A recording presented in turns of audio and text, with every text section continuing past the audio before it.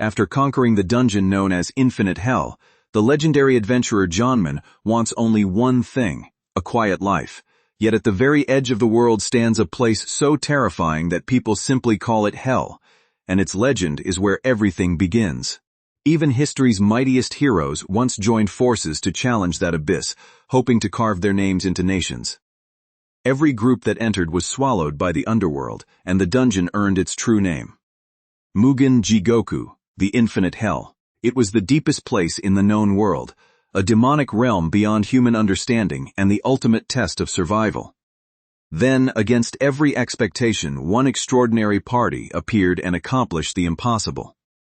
They conquered it. They were the legendary Alibaba Party, 40 adventurers whose confidence bordered on madness. Standing before the entrance to Hell itself, they treated the impossible expedition like a tour and asked one another whether they were ready. The 5 brutal years they spent inside became a heroic tale that spread across the world. Their victory transformed the nameless survivors into living legends, but glory would eventually scatter them in different directions. Far from the great continent lies a remote archipelago made up of hundreds of islands, both large and small. As an isolated corner of the world, distant from the places where famous adventures are usually born. Beyond even those islands sits Meifu Island, a quiet land so remote that few outsiders ever visit.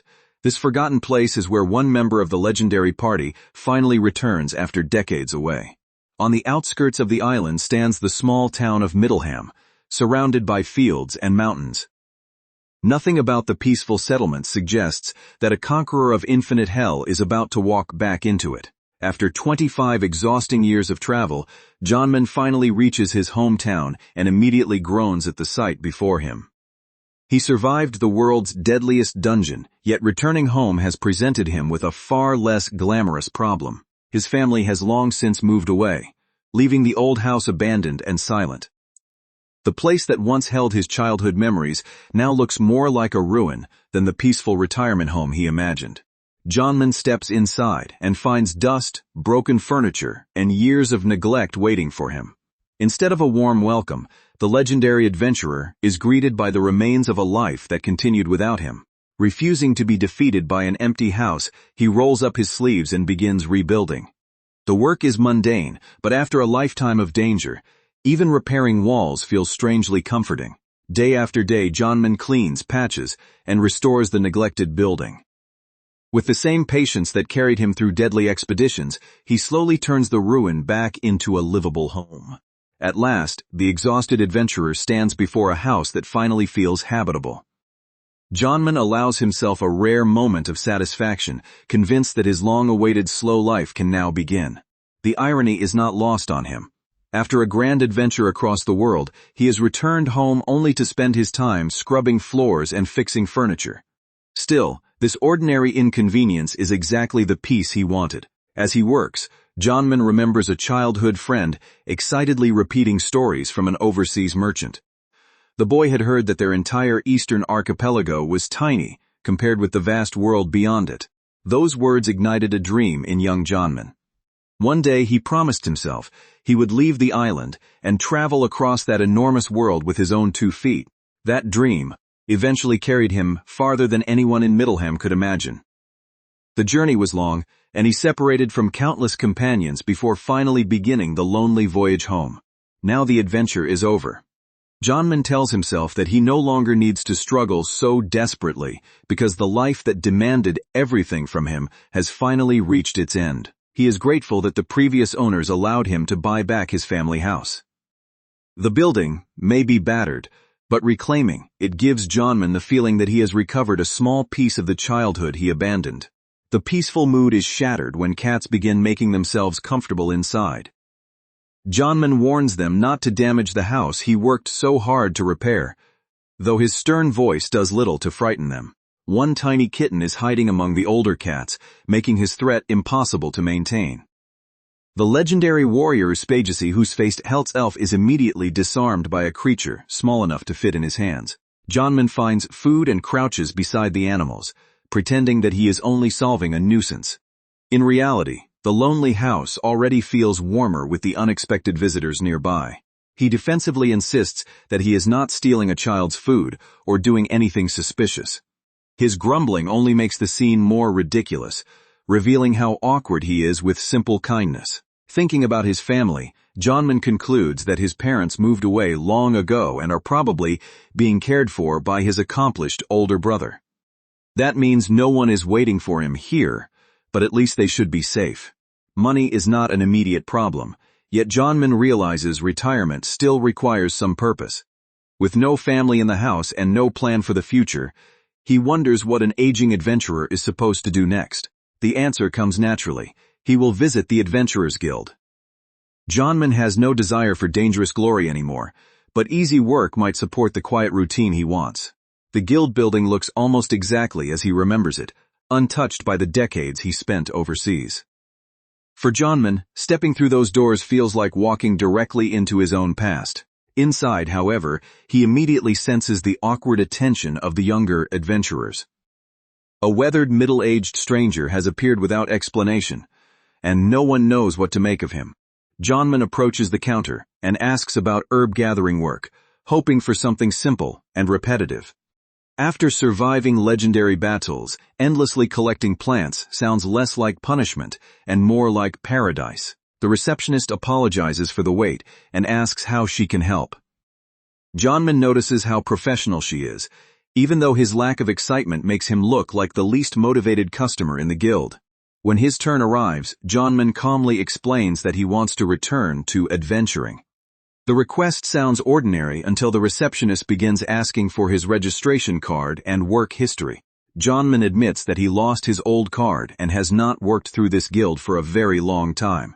The receptionist's polite expression tightens, as she realizes this is not a routine renewal. A brief silence falls over the counter while she checks the records. Johnman waits without concern, unaware that the length of his disappearance has already turned his request into an administrative nightmare. The receptionist finally confirms the unbelievable truth. Johnman has been inactive for 25 years and no longer possesses valid registration. To the guild, he is practically a man returning from the dead. She explains that anyone absent for that long would have been expelled from the registry years ago. Johnman's legendary past means nothing to a system that only sees decades of missing paperwork. Registration cards must be renewed regularly, so he cannot simply reappear after 25 years and continue where he stopped. The receptionist scolds him for expecting such a convenient exception. If Johnman registers again, he must restart from F rank and is temporarily forbidden from approaching dangerous dungeons. The restriction should be humiliating, yet he looks almost relieved by the promise of easy work. Asked to choose, Johnman immediately agrees to re-register. Rank and prestige no longer matter to him. The entire point of returning is to avoid the kind of peril that once defined his life. The receptionist processes the application while studying the strange man before her. He is cooperative, but his complete indifference to losing decades of status makes him difficult to understand. She realizes that Johnman gives off no ambition at all, as though he has already lived an entire lifetime and has nothing left to prove. What looks like laziness is closer to the exhaustion of someone who has seen too much. Johnman notices her staring and asks what is wrong. She quickly regains her composure, but the encounter has already convinced her that this worn-out applicant is hiding an unusual past. Despite her suspicions, she continues working with flawless professionalism.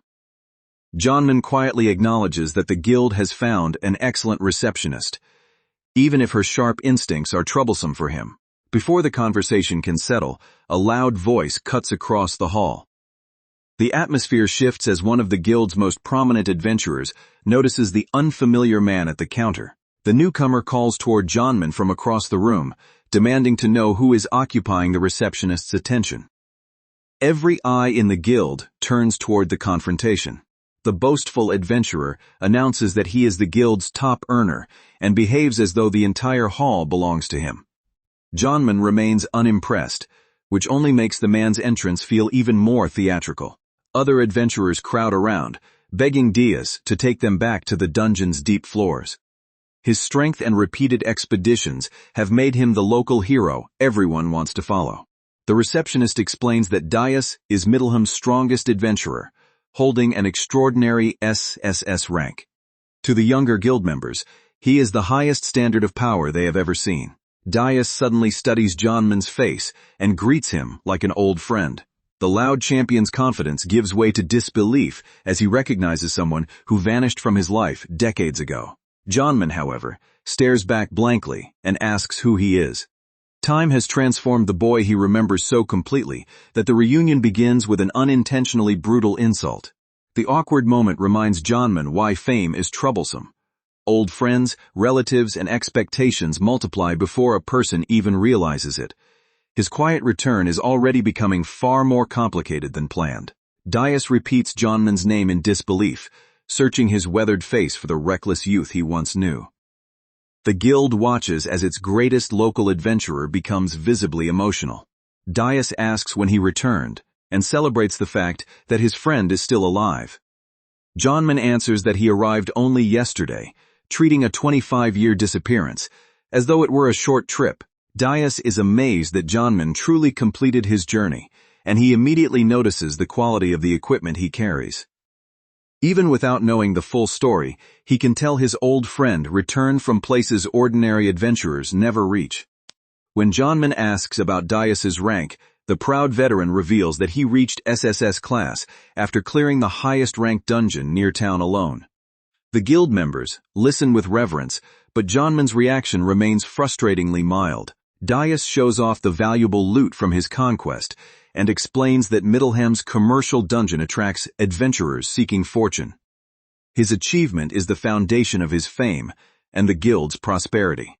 The dungeon's deeper levels are narrow and filled with monsters powerful enough to devour armed humans. Because only small groups can enter, Dias's solo victory was considered almost impossible. He proudly recalls the dream that drove him forward. One day he would conquer Middleham's dungeon. Unlike so many childhood ambitions, Dias actually achieved his and became the hero of his hometown. Jonman remembers how everyone once dismissed that goal. The dungeon was considered impossible, and even the guild had abandoned repeated attempts after countless failures. Dias had refused to surrender simply because others failed. He believed in his own potential, and that stubborn conviction carried him through every warning and every defeat. Looking at his old friend now, Jonman realizes Dias never stopped believing in that dream. The loud confidence that once seemed foolish ultimately became the force that shaped his entire life. And in the end, Dias achieved exactly what he promised. Jonman cannot help admiring the man who stayed behind, yet still fought his way toward a meaningful victory. At first, Jonman had thought little of the achievement, but learning that it earned Dias' SSS rank changes his perspective. His childhood friend has become a genuine legend in this remote town. Dias boasts that Jonman can praise him as much as he wants, happily accepting every compliment. The familiar arrogance confirms that, beneath the years and scars, his old friend has not changed at all. Their reunion draws even more attention from the guild. Adventurers whisper around them, trying to understand how an unknown F-rank applicant could speak so casually with Middleham's greatest hero. Jonman remains trapped at the center of the growing crowd while Dias enjoys the attention. The quiet registration he wanted has turned into a public spectacle within minutes. Dias notices another newcomer and admits that he does not recognize him.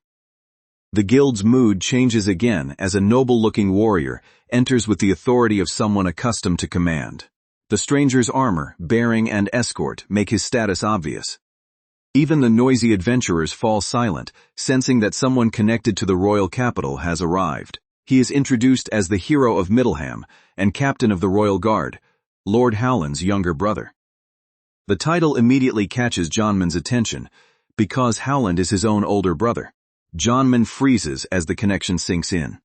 The family he assumed was quietly living elsewhere has apparently risen to the center of the kingdom's military and political life. He blurts out that Howland was once nothing more than a delinquent older brother. Hearing that the troublesome youth became captain of the royal guard feels more unbelievable than any dungeon tale. The guild explains that Howland left for the capital, became a knight, and vanished from local life. While Jonman traveled overseas, his brother was building an entirely different legend at home. Dias is shocked that Jonman did not know his own brother's position. Jonman's ignorance reveals just how completely he severed himself from his family during the long journey. Howland did not merely join the knights. He distinguished himself in the capital and climbed rapidly through the ranks. His success turned the once reckless brother into a national figure. Eventually, Howland became captain of the royal guard, moved the entire family, and even married into royalty. Jonman realizes that his brother achieved a life of responsibility while he wandered freely across the world. The revelation leaves Jonman unable to respond. His imagined family reunion suddenly feels far more intimidating, because Howland is no longer the boy he remembers challenging at home. Around him, guild members whisper about the connection. The unknown middle-aged man has abruptly become the missing younger brother of one of the kingdom's most respected commanders. Some mock Howland for having a troublesome brother who disappeared overseas, calling Jonman a stain on the captain's reputation. Their comments strike closer to Jonman's own insecurity than they realize. Daius bluntly tells Jonman that if he is broke, he should simply live off his successful brother. Jonman rejects the idea immediately. Retirement is one thing, humiliating himself before Howland is another. The younger adventurers assume he returned only because he failed and needs help. No matter where Jonman goes, people will interpret his homecoming through the reputation of the family he abandoned. The receptionist finally hands over his new F-rank card and calls him half-baked for causing so much trouble. Jonman accepts the insult calmly, satisfied that the registration itself is complete. Sensing that he wants to escape the crowd, she lets him leave and promises they can talk another time. Jonman immediately takes the opportunity before Daius or anyone else creates another scene. With tomorrow's herb gathering schedule arranged, Jonman returns home. He tells himself that the troublesome reunion is over and his peaceful routine can finally start. He plans to begin working casually the next morning, taking only enough jobs to occupy his time.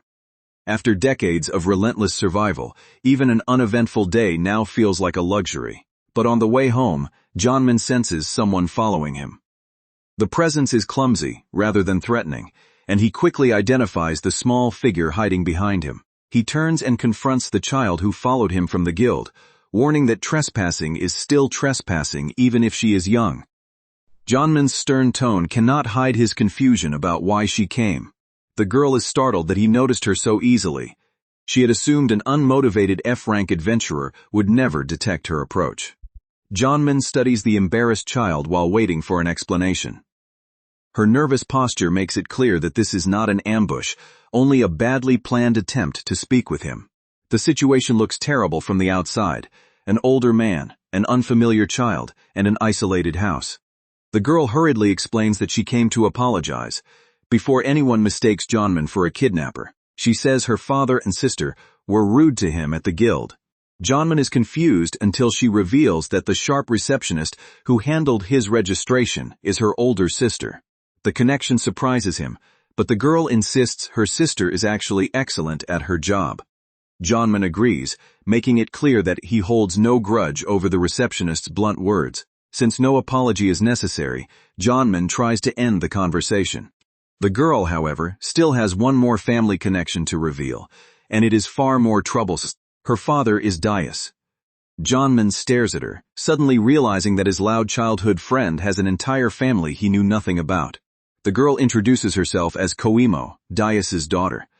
To her, Jonman is not merely a strange newcomer, but a mysterious figure connected to the father she deeply admires. Jonman struggles to reconcile the boastful boy from his memories with a man who raised 2 daughters. Koimo's existence makes the 25 missing years feel painfully real.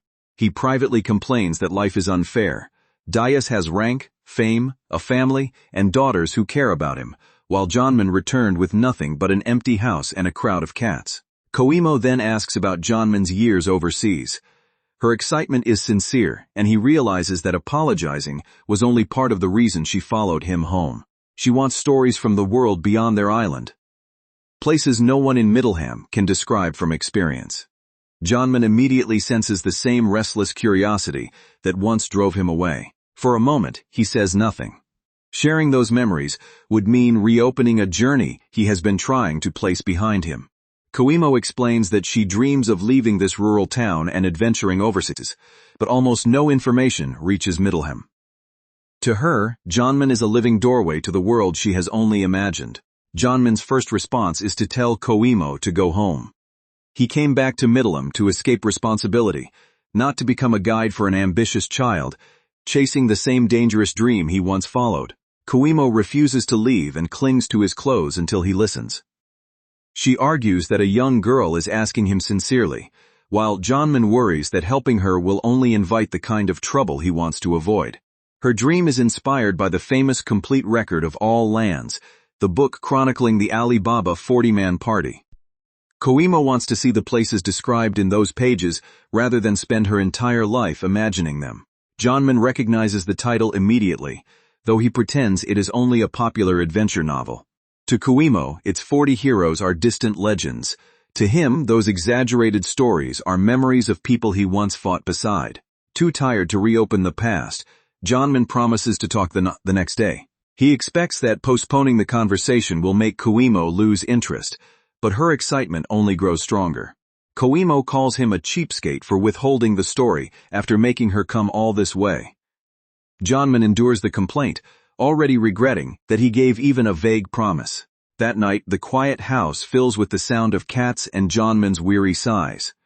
His retirement has lasted barely a day, yet a determined child has already found a way inside his carefully planned solitude. Morning arrives with Koimo back at the house as though yesterday's refusal never happened. Her persistence is almost impressive, though Jonman would rather admire it from a distance. She greets him brightly and acts completely at home. Jonman realizes that the girl has no intention of waiting for an invitation whenever curiosity brings her to his door. The cats immediately complicate matters by scattering through the freshly cleaned room. Jonman glares at the mess while Koimo innocently asks whether everything is fine. He finally snaps at the animals for undoing his hard work. Koimo watches the legendary traveler lose a battle against house cats, and the intimidating mystery around him begins to look far more human. Koimo notices matching marks on the cats and recalls similar symbols from the book. That small detail connects Jonman's ordinary home to the heroic story she has memorized. She begins reciting the legend. At the edge of the world stood a dungeon called Hell, a place no adventurer had ever escaped after entering. According to the tale, the Alibaba party challenged that impossible dungeon and conquered it. Their victory became the foundation of the complete record of all lands. After returning from infinite hell, the 40 adventurers eventually disbanded. The book presents it as the glorious end of an era, while Jonman remembers the exhaustion and separation hidden behind the legend. At dawn the following day, Jonman officially begins again as an F-rank adventurer. He joins the other rookies in the forest outside Middleham, where their first task is the painfully ordinary job of gathering herbs. The work is simple but unforgiving. The wrong leaf can ruin an entire bundle, so precision matters. Around him, younger adventurers complain about aching backs, while Jonman works with the dead-eyed patience of a tired, middle-aged man. To Jonman, herb gathering is nearly perfect. It is safe, repetitive, and easy enough to lose himself in, the exact opposite of the life-threatening quests he has spent decades surviving. Koimo, who followed the group, spends more time taking notes than collecting plants. When Jonman asks what she is doing, she insists the information may prove useful when she finally travels overseas. Jonman orders her to focus before her carelessness inconveniences everyone. Koimo fires back that he sounds exactly like her mother, and their argument makes the quiet assignment far noisier than he wanted. By now, Koimo has attached herself to him completely. Jonman recognizes the danger. A single postponed promise has somehow turned into a persistent companion who treats him like a personal mentor. The situation worsens when Koimo produces a treasured homemade item connected to the Alibaba party. Her enthusiasm is so intense that Jonman can only stare, wondering how his slow life went wrong this quickly. She proudly reveals a scarf modeled after the one shown in the complete record of all lands. Jonman immediately tells her to go home, because the item is uncomfortably close to something from his real past. The worn scarf around Jonman's own neck catches Koimo's eye. Comparing it with the book, she asks whether he is secretly a hardcore fan of the legendary party. Koimo admits that most adult adventurers dislike the novel, leaving her with no one to discuss it with. Finding another apparent fan makes her even more excited, while Johnman insists he is nothing like her. That shared obsession, imagined or not, seals Johnman's fate. Koimo becomes even more attached, and he silently mourns the peaceful slow life that is already slipping away. As they work, Koimo reminds him of yesterday's promise. She has not forgotten a single word, and expects a proper account of the lands beyond their island. Johnman reluctantly acknowledges that he did promise. His attempt to avoid the subject has failed. And Koimo is standing before him, with the patience of someone prepared to wait all day. She tells him that an adult must keep his word. Faced with that merciless logic, Johnman realizes escape would only make him look worse. He finally agrees to describe the first continent he reached after leaving the Far East archipelago. Koimo leans forward, ready to absorb every detail of the world she dreams of seeing. Yet she stops him from simply repeating the book. Koimo wants to confirm the outside world for herself, someday. So she asks only for memories that belong to Johnman personally. Johnman is surprised by the distinction. She does not want borrowed fantasy. She wants the truth from someone who has actually crossed those seas. Koimo explains that the complete record was written by the former adventurer, Marco Polo. To her, the author transformed the Alibaba party's travels into the greatest adventure story ever published. Johnman remembers Marco saying he would write their biography before the party disbanded. Realizing that the promise became a best-selling book leaves him both amused and deeply uncomfortable. Most readers assume the story is exaggerated fiction, but Koimo believes it completely. Johnman knows the strangest parts may actually be the sections Marco softened. She asks how closely his own overseas adventure resembled the novel and points again to his scarf. Johnman's suspiciously thorough knowledge keeps making his denial less convincing. He insists once more that he is not a fan. The defensive answer only makes Koimo more certain that the scarf carries a personal story. Johnman finally admits it was a gift from a friend who traveled with him. He offers no name, but his expression reveals that the companion meant far more than he wants to explain. They parted ways after an exhausting final battle, and Johnman has not seen that friend since. He then asks whether Koimo truly intends to leave Middleham one day as well. Koimo answers without hesitation. She is working as an adventurer and saving every coin so that, when the time comes, she can step beyond the island on her own. Johnman warns that adventurer income is unstable, easy work pays little, and profitable jobs often end in serious injury. Her father opposes the journey because the dangers overseas are even worse. Koimo accepts every hardship as part of the choice. Her dream is not to be protected from the world, but to stand in it with her own 2 feet and discover what lies beyond the horizon. She asks Johnman whether, after finally returning, he still believes traveling was worthwhile. The question reaches past his exhaustion and forces him to confront feelings he has deliberately avoided. Before Johnman can answer, an alarm rings from Middleham. The sound cuts through the forest, and his relaxed expression disappears as he recognizes a signal reserved for an attack on the town. Koimo explains that bandits have struck Middleham repeatedly in recent weeks. The attacks are becoming bolder, turning what once seemed like a minor nuisance into a genuine threat. Dias and the town's high-rank adventurers have driven them away each time, leaving the bandits humiliated and vengeful. Koimo sounds confident, but Johnman senses that the pattern is about to change. She dismisses the raiders as weak because they have never caused serious damage. Johnman does not share her relief. The instinct forged through countless battles is warning him that something is wrong. A heavy premonition settles over him. Without waiting for confirmation, Johnman turns toward Middleham, knowing the attack is different before he even sees the battlefield. Inside the town, steel is already clashing. Adventurers are cut down in rapid succession as the raiders tear through the defenders, with strength no ordinary bandit should possess. A massive warrior swings a brutal weapon through the front line, scattering seasoned fighters like children. Middleham's usual defenders realize too late that this force was sent to crush them, not merely steal supplies. The townspeople cling to hope because Dias once conquered the local dungeon alone. Watching him enter the fight, they believe the SSS rank hero can overcome even this deadly assault. Diaz charges straight into the attackers, his strike smashing through their formation. For a moment, the town's champion appears every bit as overwhelming as the stories claim. Even the bandits admit that Diaz is stronger than all of them combined.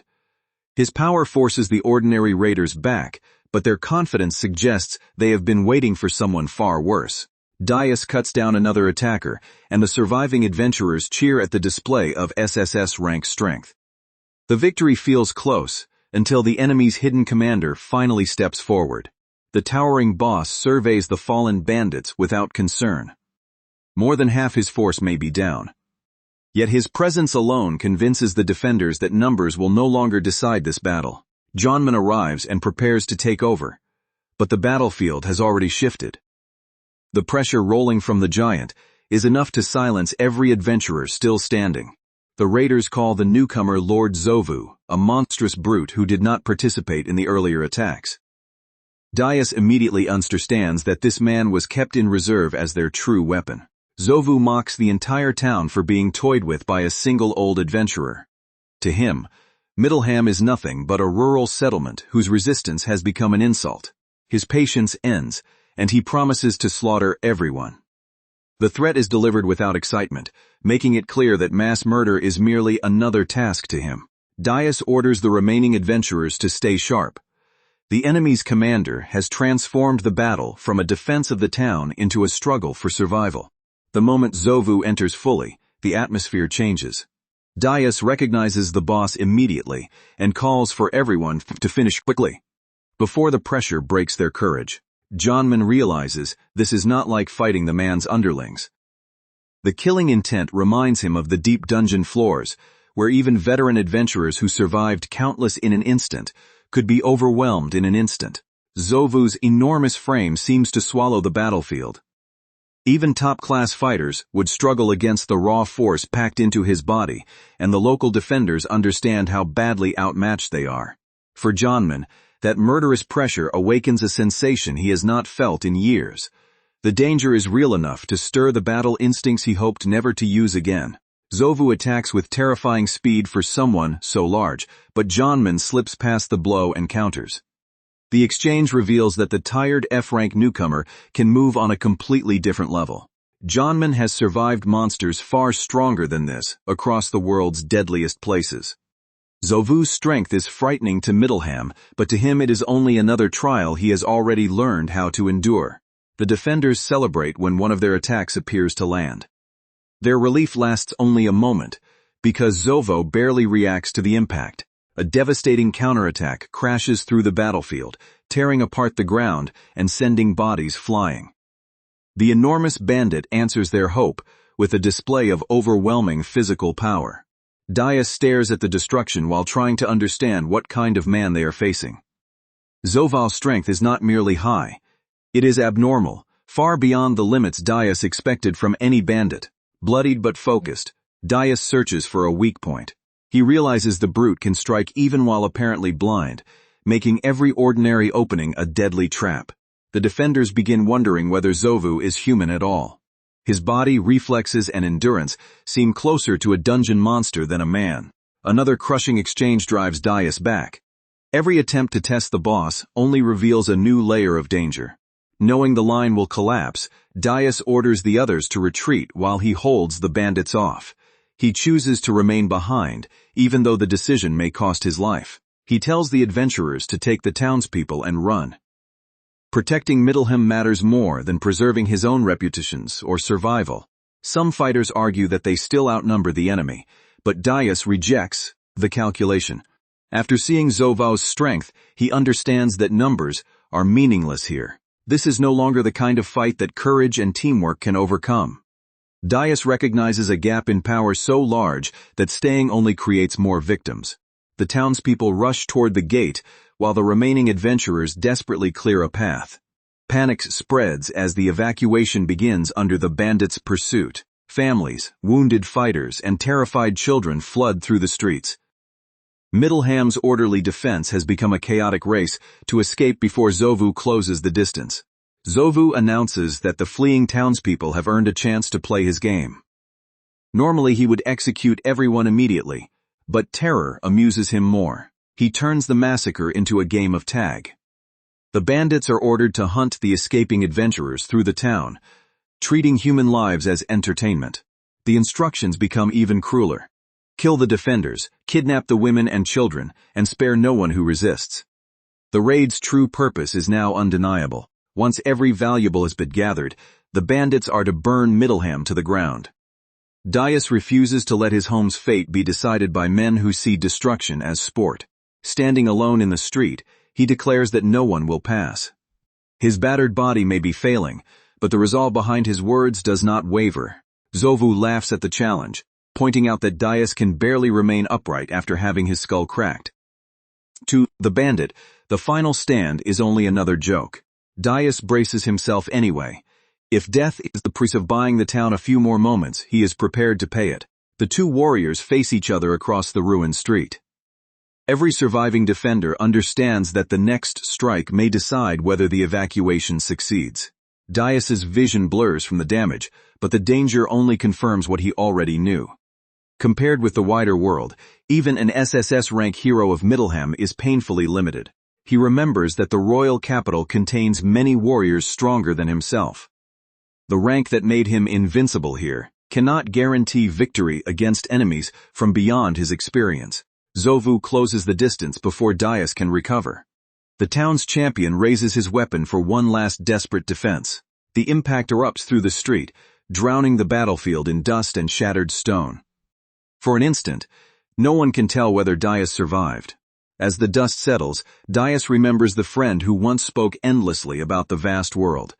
The thought of Johnman makes his own decision suddenly clear. Dias stayed in Middleham because this town became the center of his life. Unlike Johnman, he never needed the whole world once he found people worth protecting. His wife, daughters, comrades, and neighbors all depend on him. Their need gives meaning to every wound he has endured. For the sake of his family and the home they love, Dias plants himself in the enemy's path again. He wants to be someone his wife and daughters can remain proud of. Zovu loses patience and prepares to finish him. Dias's defiance has stopped being amusing and become an obstacle that must be erased. A final attack descends with enough force to crush the street.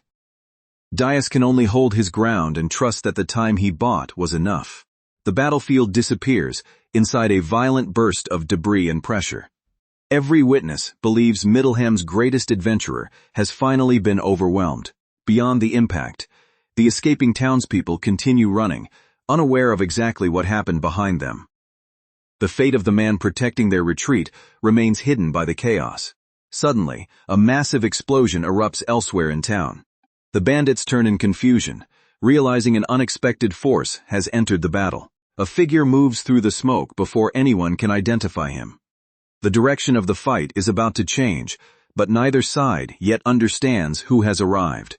Johnman mutters that his instincts only become this sharp when trouble is at its worst. The explosion has confirmed his suspicion, and he moves toward the battlefield before anyone can stop him. The closer he gets, the more certain he becomes that his unease was justified.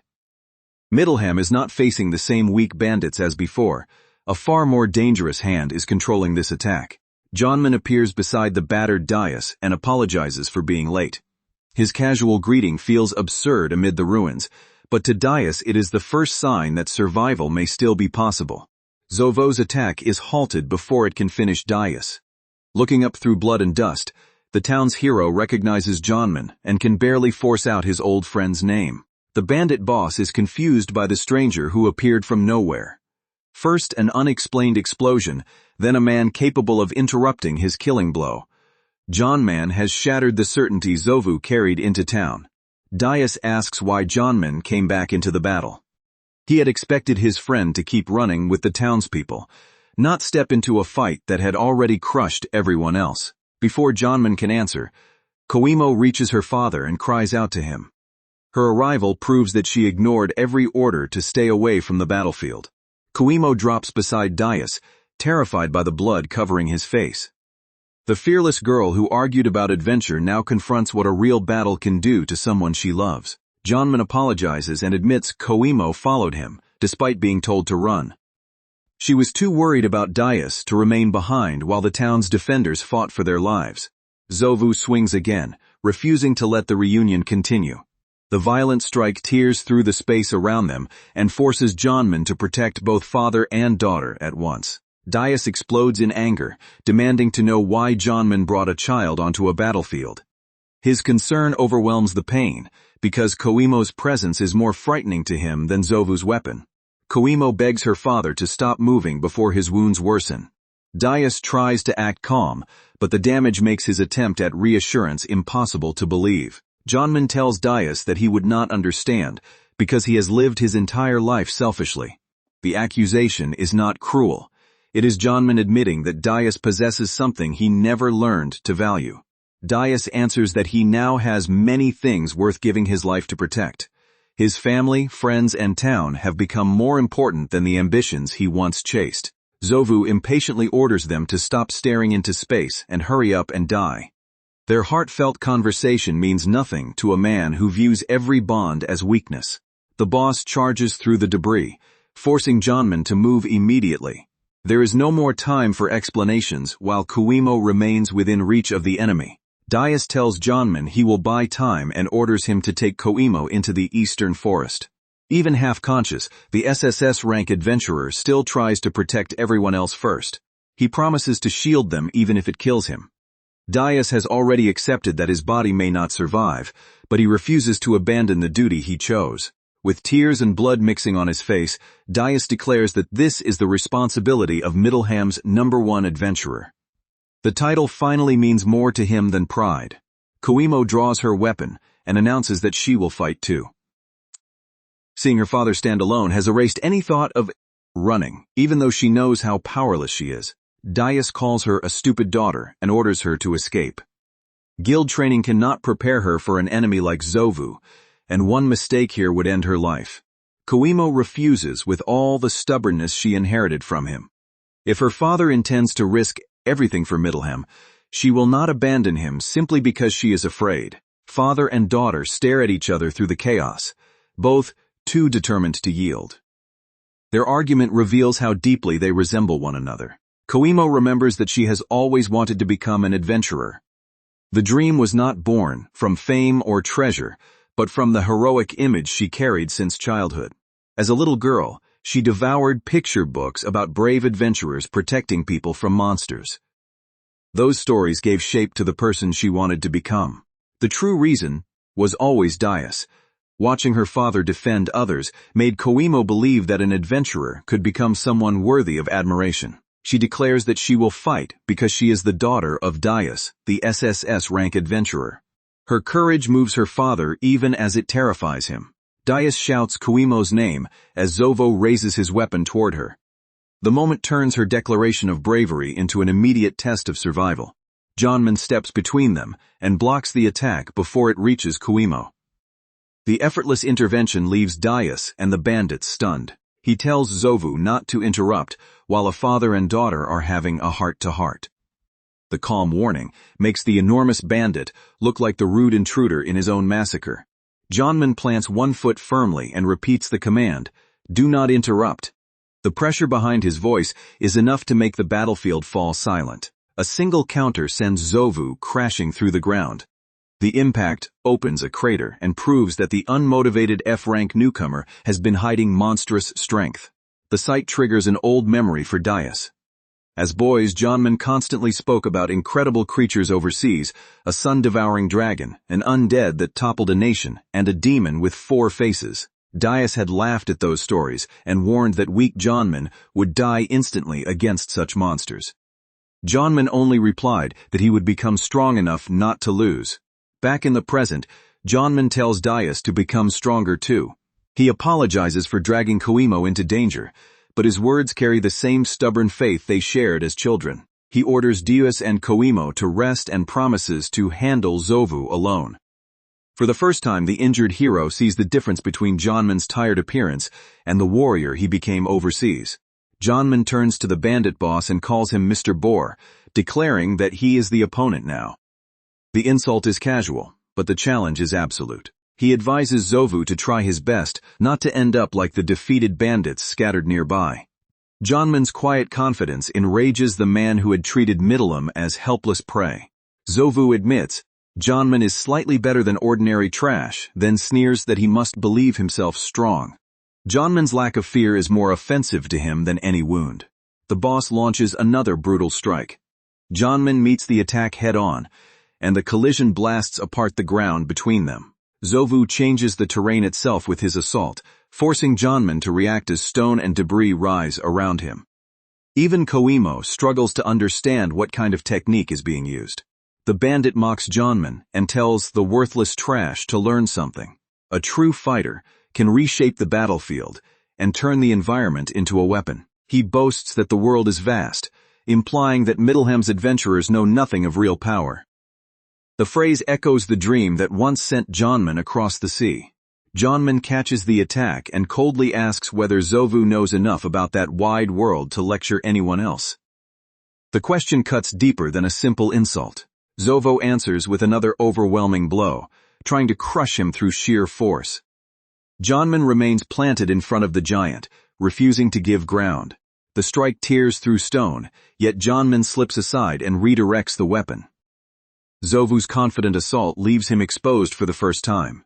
Standing before the staggered boss, Janman asks him to repeat what he said. His expression makes it clear that the careless boast about the world has awakened genuine anger. Zovu snarls and demands to know what Janman means. The adventurer calmly repeats the subject. What was that claim about understanding the world? A clean hit lands on Zovu, and Janman notes how pleased he looked after striking him earlier. Now the bandit finally experiences the same humiliation. Zovu explodes in rage and warns him not to become cocky. The giant abandons restraint, determined to erase the man who has mocked his pride. His body twists with murderous fury as he gathers power for a decisive attack. The ordinary bandit leader disappears beneath the presence of something far more sinister. Zovu charges again, faster and more violently than before. Janman watches without panic, measuring the transformation rather than retreating. For one instant, Zovu feels a chill so deep that visions of death close around him. Janman's killing intent reveals how many monsters and battlefields the veteran has survived. The bandit's instincts scream a single warning. Dangerous. Every movement, every breath, and even Janman's stillness now feels like a threat. Zovu decides that he must kill this man immediately. Leaving Janman alive, even for another moment, feels more dangerous than any risk involved in revealing his hidden power. He begins chanting Ragnarok Valhalla, and enormous magic circles spread across the sky. The battlefield trembles as divine power answers the invocation. The skill activates, wrapping Zovu in the armor of the Einherjar. Only warriors who have trained their bodies to the limit can call upon this god-bestowed form. The armor grants unmatched physical enhancement, resistance to abnormal conditions, and power feared across the land. Zovu completes the invocation with the name Wotan. Armored force slams into Janman, cracking the battlefield beneath him. Koimo watches in disbelief as the boss's strength rises far beyond its previous level. The transformation finishes, turning Zovu into a shining war machine.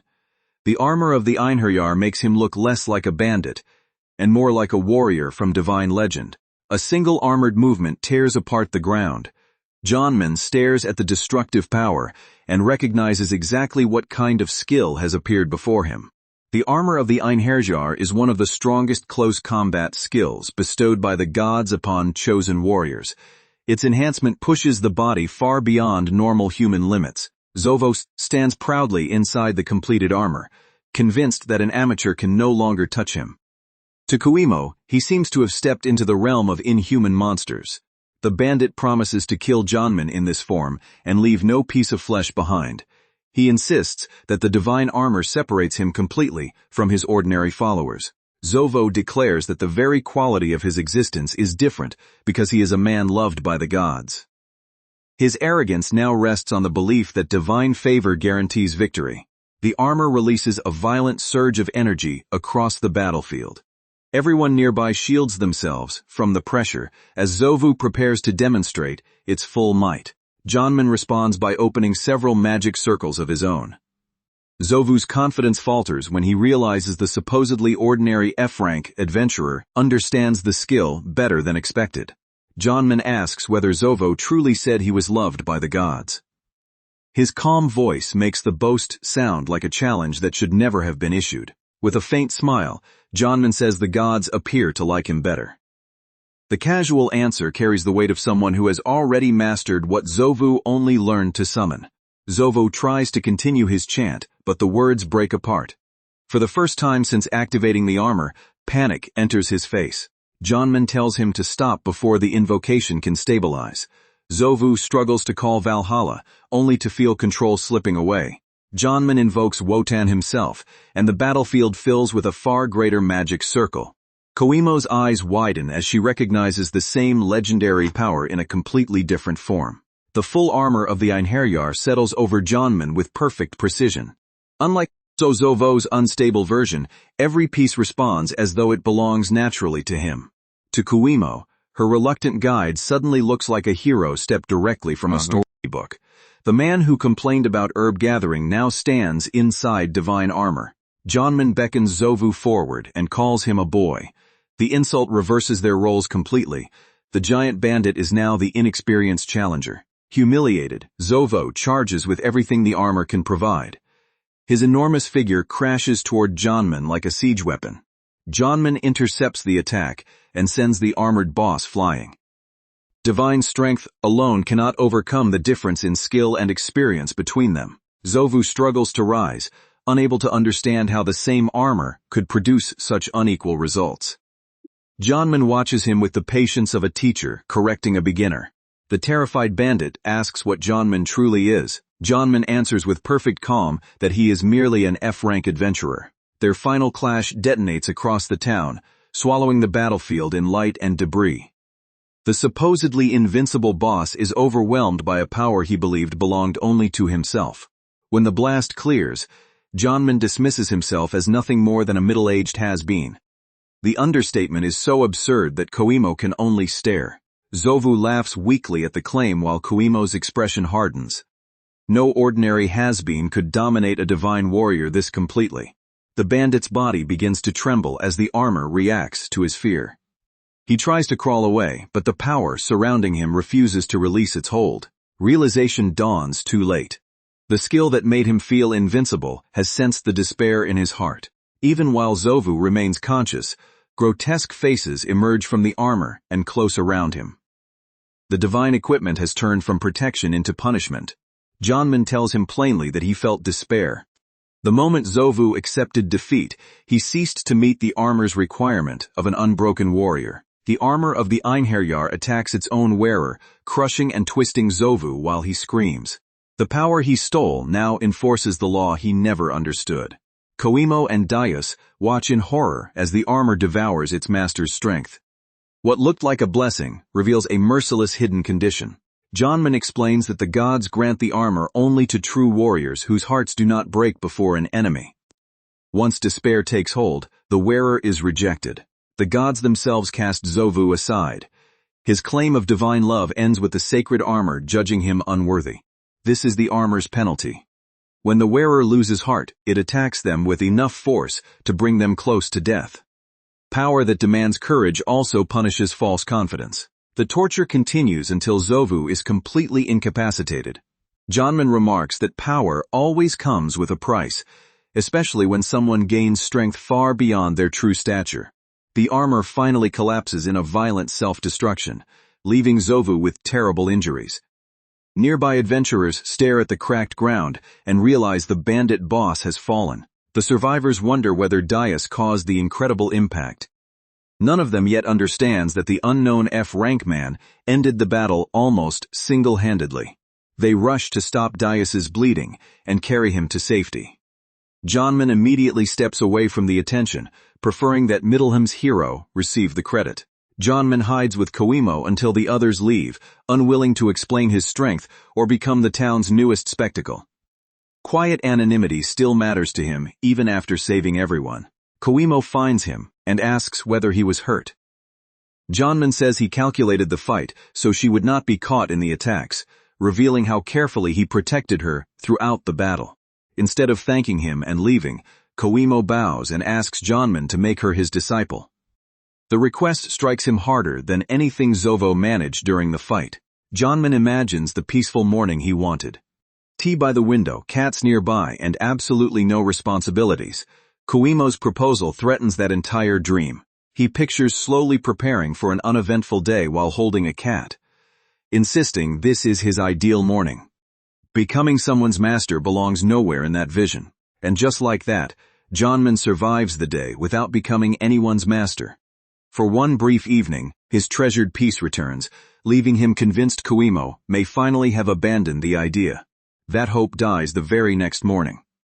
The moment Janman steps outside, Koimo appears with a bright greeting and announces that she is coming along, treating yesterday's refusal as though it never happened. Koimo eagerly asks where they are going and promises to guide him through town. Janman can barely keep up with her energy, while she warns him to watch his step and barrels ahead like an apprentice already on duty. Rather than waiting for instruction, Koimo turns the outing into a full tour. She points out a good place to eat, offers to carry things, and even volunteers shoulder rubs, leaving Janman wondering how relentless she plans to be. Koimo proudly presents her attentiveness as proof of her worth, asking Janman how he likes his disciples' skills. To her, the apprenticeship has already begun. Only Janman seems unaware that the decision was supposedly made. Janman reminds her that he never accepted her as a disciple, but Koimo refuses to be discouraged. When he keeps his distance with formal speech, she dramatically complains that every polite word feels like another wall between them. He rejects her again, explaining that taking a disciple would only invite trouble and dangerous misunderstandings. More importantly, Janman has never considered himself the kind of man who should be teaching anyone in the first place. Koimo lowers her eyes and quietly says she understands. For a moment, her stubborn enthusiasm disappears, and Janman almost believes the matter has finally ended without another argument. Then Koimo immediately starts discussing what they should train first. Her sudden recovery proves she understood nothing at all, and Janman realizes ordinary refusals are powerless against this girl's determination. Janman says he is done for the day, but Koimo insists she still has things to do. When he asks what those things are, her vague answer makes it obvious she plans to follow him until he surrenders. Janman finally loses patience and tells Koimo to go home. The blunt command wipes the excitement from her face, yet even this harsh rejection cannot fully extinguish her desire to become his disciple. Their argument is interrupted when Janman visits Koimo's injured father with a get-well gift. The older man immediately claims the food for himself, while Koimo realizes Janman's mysterious errands were simply acts of concern. Once the joking settles, Janman asks how the injured adventurer's body is recovering. The question carries more weight than either Mafan wants to admit, because the damage from the recent battle may not disappear with time. Koimo's father suddenly asks her to wait outside. Confused but obedient, she leaves the room, and the atmosphere changes as the two men prepare to discuss something he does not want his daughter to hear. The door closes behind Koimo, leaving Janman alone with the wounded veteran. The silence between them makes it clear that his condition is far worse than the cheerful reunion suggested. Koimo's father admits he suffered a severe blow to the head, and the doctor fears the numbness in his hands may remain. For an adventurer whose life depends on his grip, that lingering injury is devastating. He refuses to become a burden to his comrades, or let his family watch him slowly fall apart. Accepting that age and injury have caught up with him, the veteran decides to retire from adventuring for good. Even so, he takes comfort in having protected the dignity of an SSS-rank adventurer until the very end. He calls it only a tiny shred of pride, but Janman knows what that last stand truly cost him. Janman firmly tells him that his dignity is anything but small. Surviving the battle is not what makes the veteran worthy of respect. Choosing to protect others when retreat was easier is what matters. Janman contrasts the man's sacrifice with his own selfish life. Koimo's father found something more important than himself and defended it to the end, a courage Janman believes deserves far greater honor than any rank.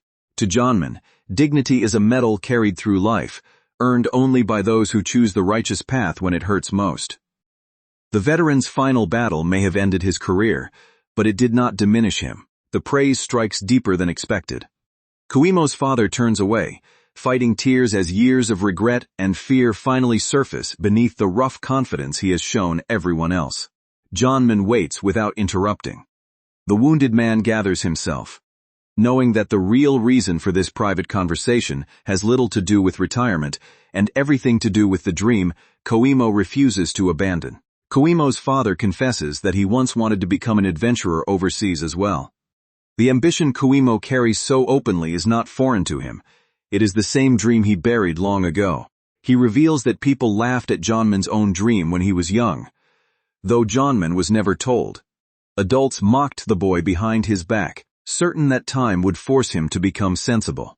The townspeople once whispered about a young man who secretly took a boat and left the island, still chasing an overseas dream everyone else considered childish.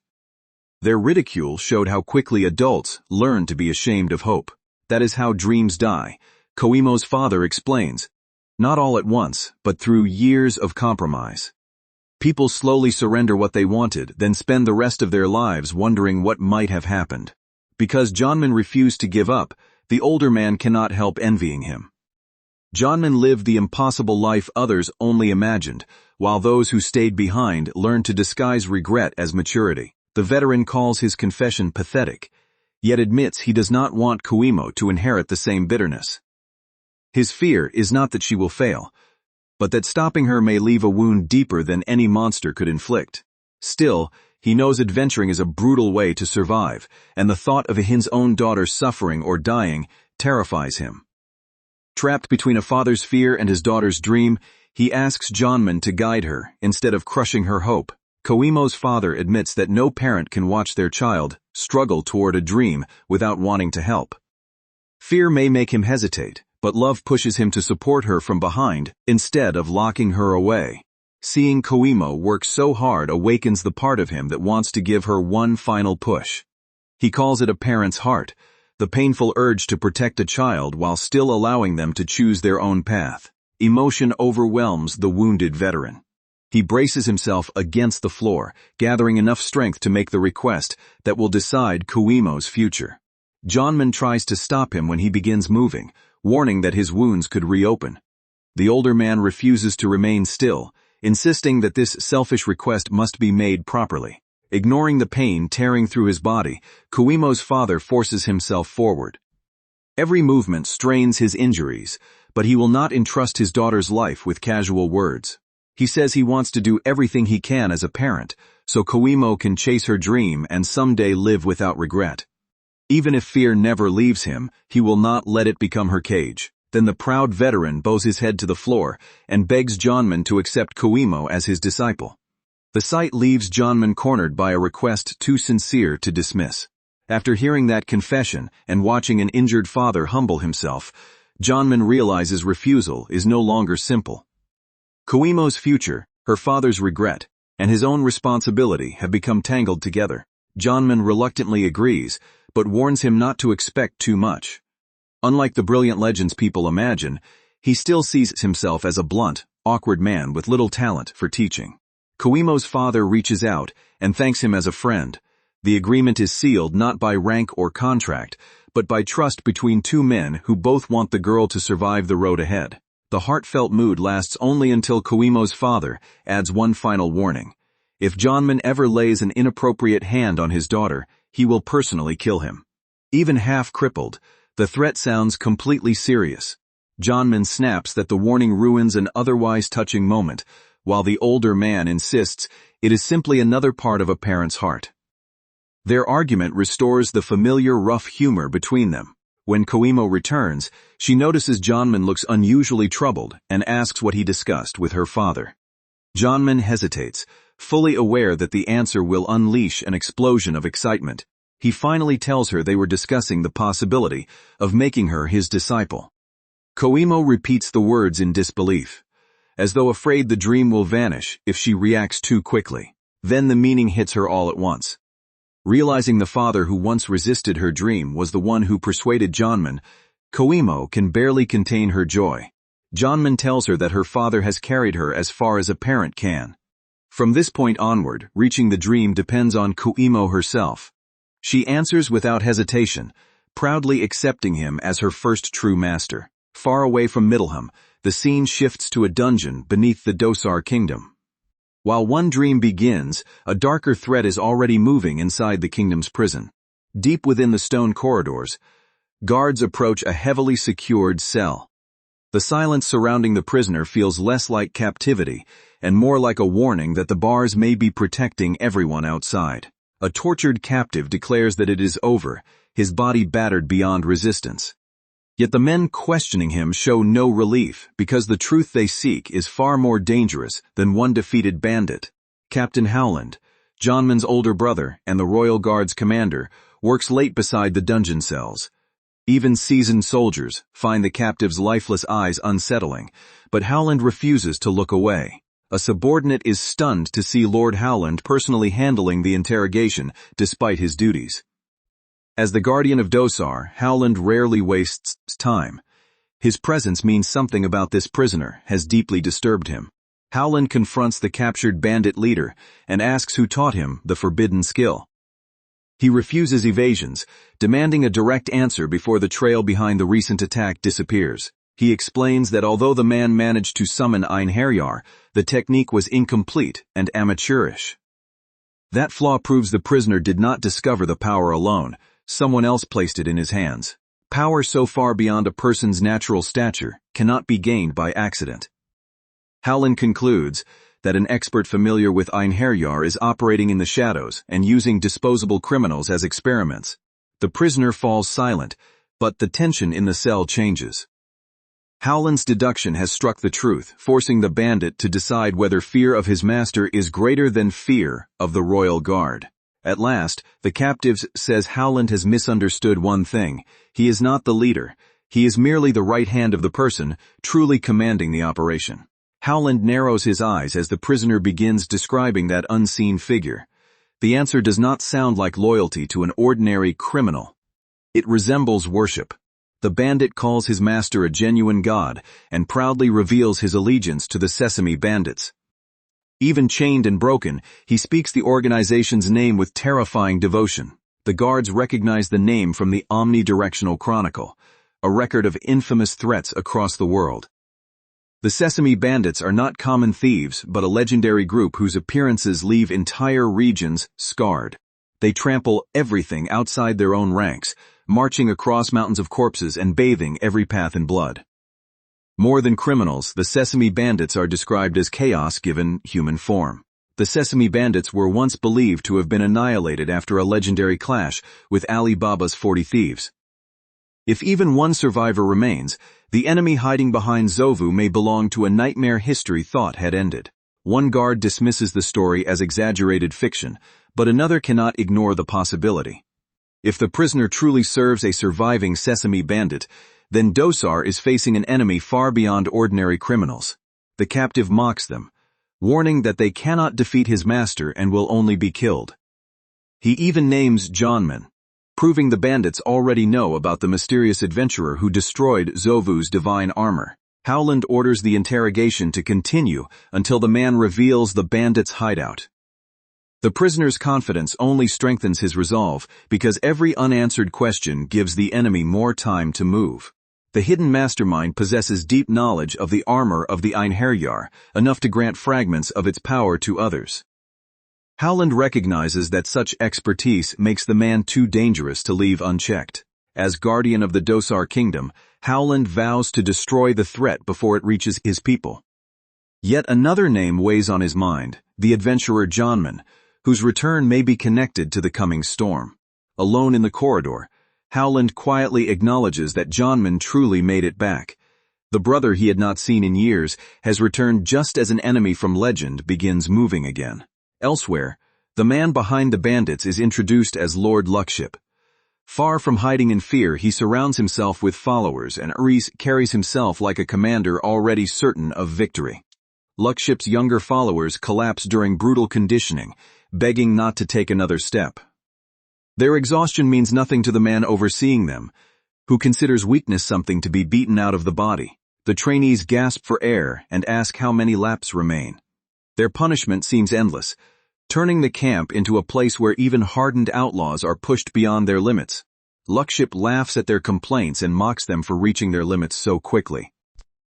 While the exhausted youths insist they have been running since noon, he demands one more lap as if suffering were the entire lesson.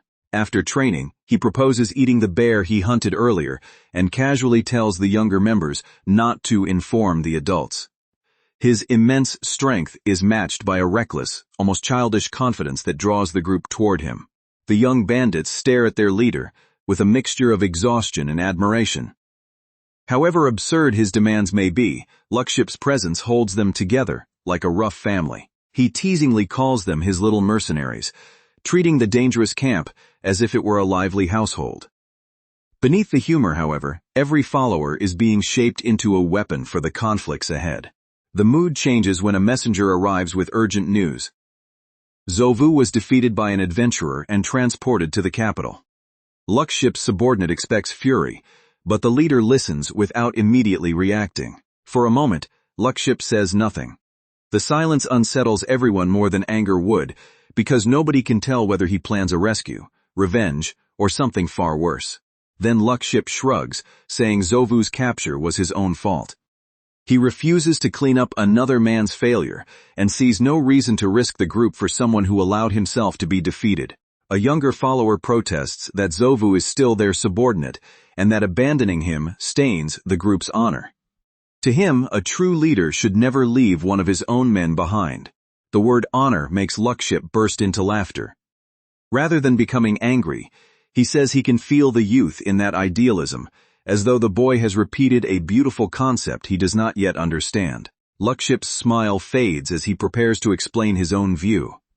The camp grows quiet, waiting for the veteran bandit to define what honor means to someone who has spent his life outside the law. He begins by saying, bandits are barely worthy of living. They survive by taking from others, and no amount of loyalty can erase the blood that built their freedom. Whenever bandits desire something, they steal it, attack people, or kill. Luckship strips away every romantic illusion, forcing his followers to confront the ugliness beneath their proud name. To the world, bandits are brutes lower than beasts. Their strength does not make them noble. It only makes them more capable of inflicting suffering on those who cannot resist.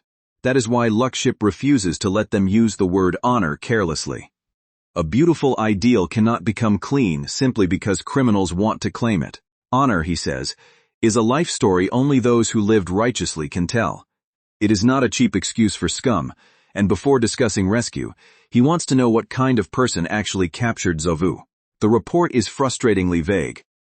Zovu fell to a haggard, middle-aged man who could master the armor of the Einherjar.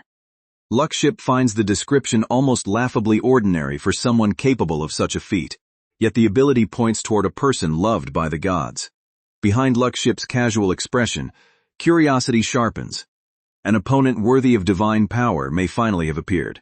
1 week earlier in the Dosar kingdom, Howland reported the same danger to the king. Though the situation was understood, the court questioned why the royal guard captain himself needed to pursue a single bandit. Howland explains that the leader is named Luckship, a seasoned warrior capable of using Einherjar and teaching it to his subordinates.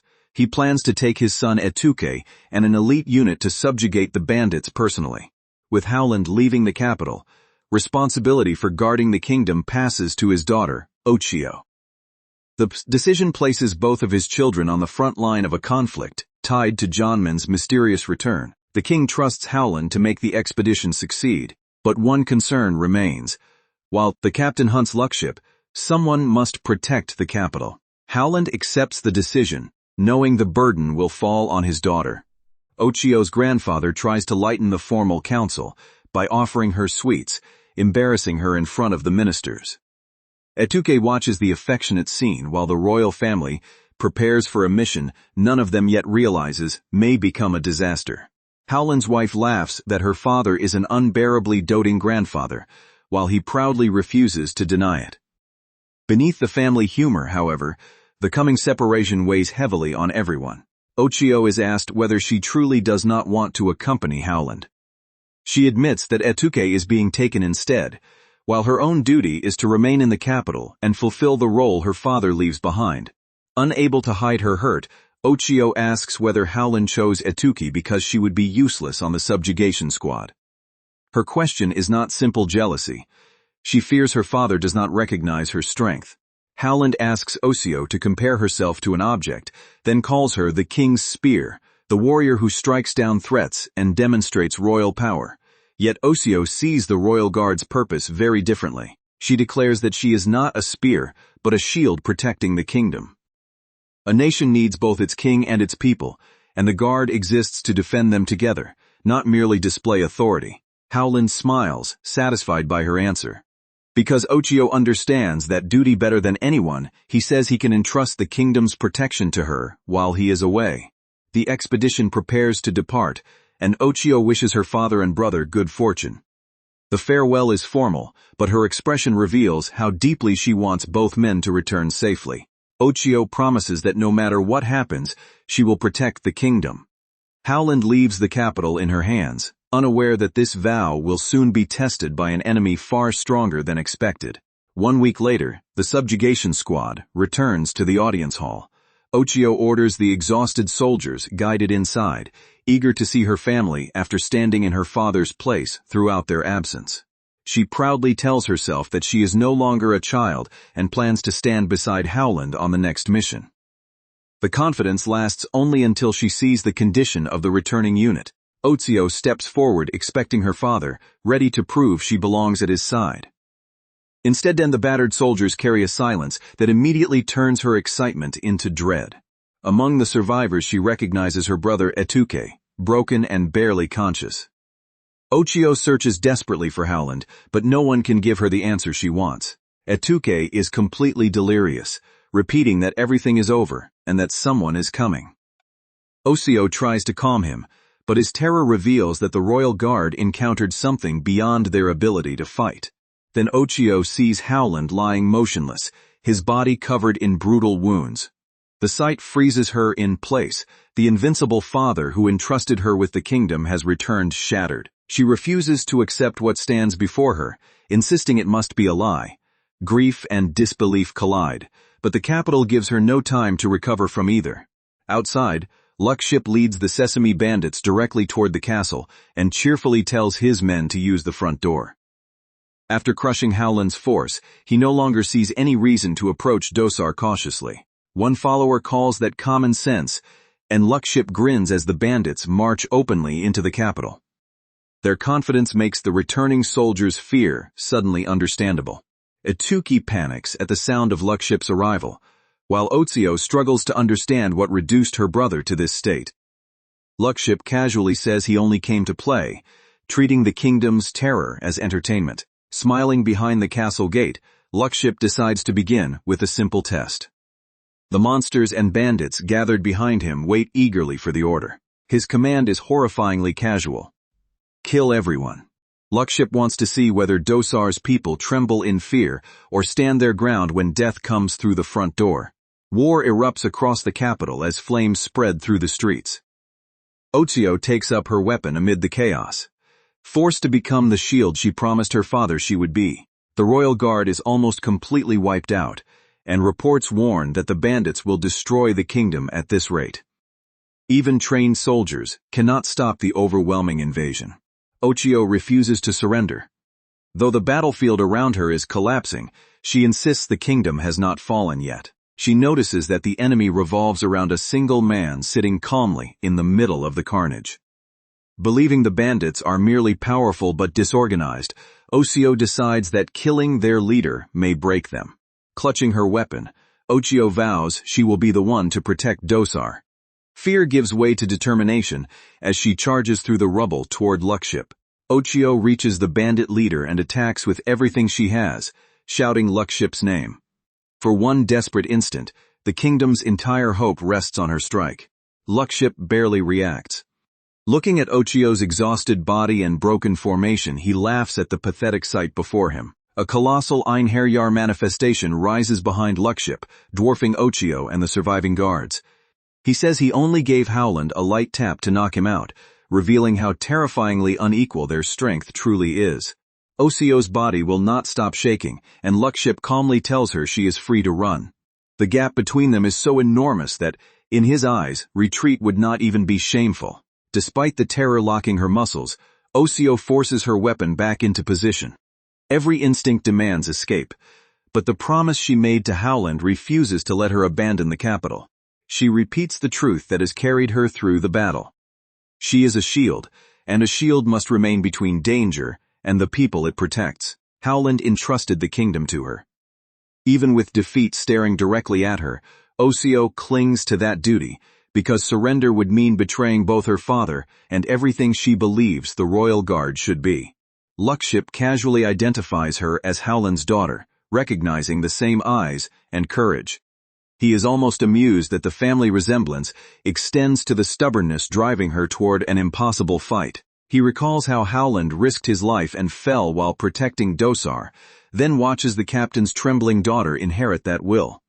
To Luckship, the scene is genuinely moving, a heroic story unfolding before his eyes. Luckship says Ocio must have lived a pure, upright life surrounded by love. The observation sounds strangely gentle, coming from the man who just devastated her kingdom. He speaks of karma, claiming that those who do good should eventually receive something good in return. His twisted philosophy turns the battlefield into a stage where he alone decides what reward courage deserves.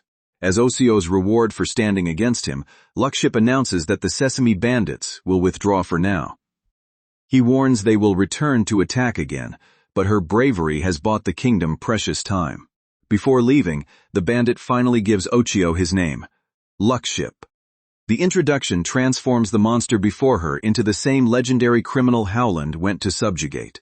Luckship and his followers march out through the ruined streets, leaving Ocio surrounded by devastation. The kingdom survives, but only because its enemy chose to stop. Once the bandits disappear, Ocio collapses to her knees. The strength that held her upright vanishes, and the weight of every fallen soldier presses down at once. She stares at the blood and rubble in stunned silence. Surviving Luckship brings no sense of victory when the capital around her has been broken so completely. Ocio blames herself for failing the role she accepted.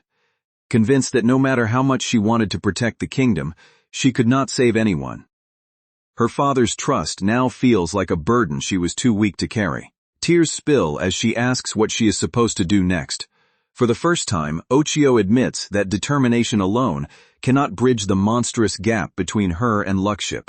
Then she remembers Howland's voice telling her to listen carefully. A final piece of advice, once easy to overlook, now becomes the only path left open. Howland had told Ocio that if she ever faced trouble beyond her strength, she should rely on his younger brother living on the outskirts of Middleham. He described that brother as extraordinarily skilled, the man who defeated an Einherjar armored bandit in a single blow. Howland admitted they were estranged and claimed the man hated him, but trusted his power without hesitation. His name is Johnman. Howland warned that his younger brother is somewhat twisted, yet promised that when the situation becomes truly desperate, Johnman's is someone Ocio can count on. When the soldiers rush to treat her, Ocio orders them to prioritize the seriously wounded and announces she is leaving the capital for a short time. Her destination is her uncle's home. The next day in Middleham begins with complete peace. Johnman relaxes beside the local cats, unaware that a princess carrying the fate of Dosar is already searching for him. Johnman tries to pet the cats, only for them to avoid him, while Koimo eagerly prepares nearby. He announces that her training as his first disciple officially begins today. For the opening exercise, Johnman starts with running. Koimo answers confidently until he reveals the number of laps, and her enthusiasm immediately turns into disbelief. Koimo can only stare at her master as the brutal training plan sinks in. Her dream of apprenticeship has barely begun, yet Johnman is already testing whether her resolve can survive reality. The new chapter opens with Johnman embracing the second life he wanted, now unexpectedly responsible for an energetic disciple. His quiet retirement is becoming more crowded with every passing day. That peace breaks when a young woman arrives and asks a single urgent question. Where is Lord Johnman, Howland's younger brother? Her formal tone and exhausted expression make it clear this is no ordinary visit. Koimo's family realizes the stranger is connected to Johnman and Howland. Ochio identifies herself as a friend of their family, but desperation quickly overwhelms any attempt at calm introductions. The moment she finds Janman, Ochio drops to her knees and begs him to save the Dosar kingdom. Calling him uncle, she places the survival of an entire nation in the hands of the man who only wanted to live quietly. Janman recoils from the sudden plea, completely unprepared to be addressed as someone's uncle, or asked to rescue a kingdom. Koimo and the others watch as his peaceful mourning collapses in spectacular fashion. Koimo explains that the desperate visitor is Lady Ochio, Howland's daughter. Janman is stunned to learn his estranged older brother has a child, and that this niece has come seeking him as Dosar's last hope. Janman asks why Ochio is covered in wounds and what she means by begging him to save Dosar. Koimo's family can only explain that Howland's daughter arrived in that condition and collapsed after making the request. Koimo assumes Janman will leave immediately, but he says Howland is capable enough to handle the crisis without him. His refusal sounds practical, yet the hesitation behind it does not escape her. Koimo points out that he sounds frightened rather than unconcerned. Janman denies it at once, but the accusation lands too close to the truth. He insists there is nothing to fear and tries to dismiss the subject. The strained expression on his face only confirms that the real obstacle is not Luckship. It is facing Howland again. Janman remembers his brother as the perfect child, even when they were young. Howland's talent and discipline made him everything Janman believed he could never be. Howland was capable, serious, and always at the top, while Janman was usually the one being corrected. Every lecture came with flawless logic, making resentment easy and escape even more tempting. 15 years earlier, the brothers had a violent argument. Janman left home and severed ties with the family, carrying that final confrontation with him across every adventure that followed. That night, Janman demanded the right to live as he wished, and declared he would go overseas to become an adventurer. Howland asked whether that dream mattered more than his own family. Eventually, Howland stopped trying to restrain him. He said Janman could leave, and that whatever happened would no longer concern him. But added one final warning Janman still cannot clearly remember. The missing words trouble Janman more than the anger itself. He remembers the guilt that followed, yet never found the courage to return and ask what his brother truly meant. Now, after so many years, Janman cannot imagine showing his face to Howland.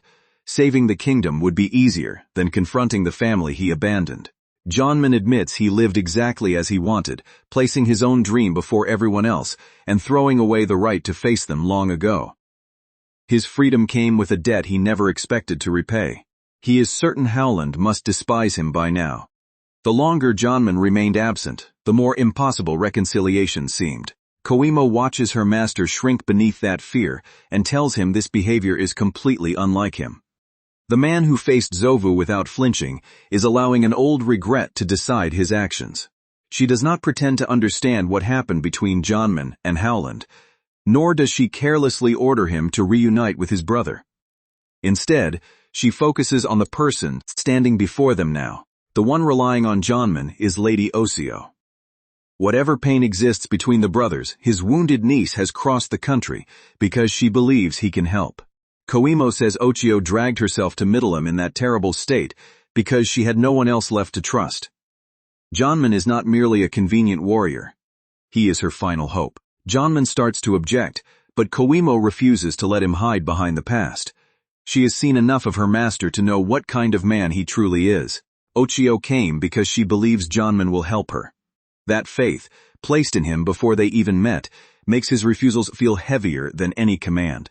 Koimo stubbornly insists that although Janman complains about everything, he is not the kind of master who tramples on another person's feelings. Her trust leaves him with nowhere left to retreat. Janman sighs and calls the entire situation a pain. The complaint is familiar, but this time it signals surrender rather than rejection. Since returning, he has dealt with bandits, accepted a disciple, and barely enjoyed a moment of peace. Dosar's crisis becomes yet another burden invading the quiet life he imagined. Koimo reminds him that her words were meant as praise. Janman admits the greatest hassle is not the enemies or travel, but living up to the expectations his disciple places on him. That responsibility frightens him precisely because Koimo believes so completely. If he accepts her faith, then he must become the man she already sees. Janman finally decides to head for the capital. Koimo answers with immediate excitement, ready to follow her master into a kingdom on the edge of destruction. The next chapter begins with Janman abandoning retirement once again. Though he hates risking his second life, the legendary adventurer is now traveling toward the greatest threat Dosar has faced.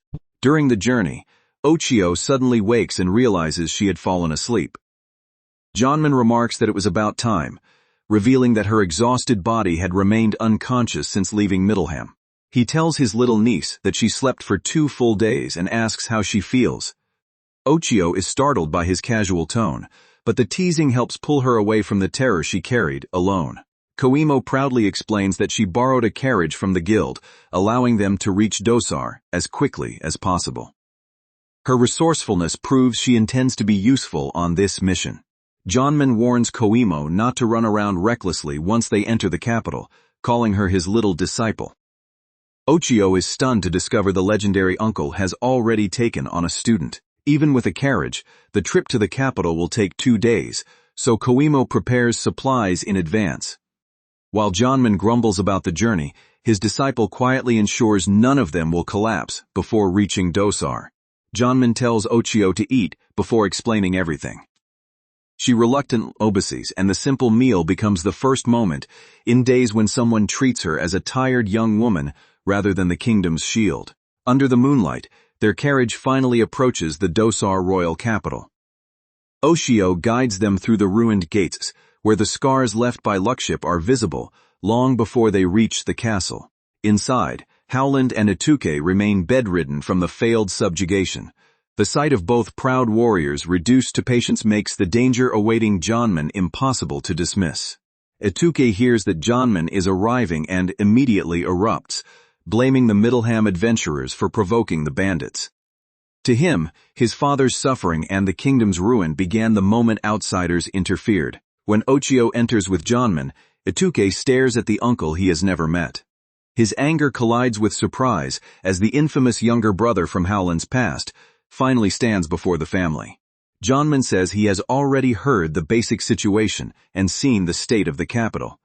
He introduces himself plainly as Howland's younger brother, avoiding excuses or grand declarations. Etuke announces that he will handle Luckship himself, insisting he can defeat the bandit boss just as Janman defeated Zovu.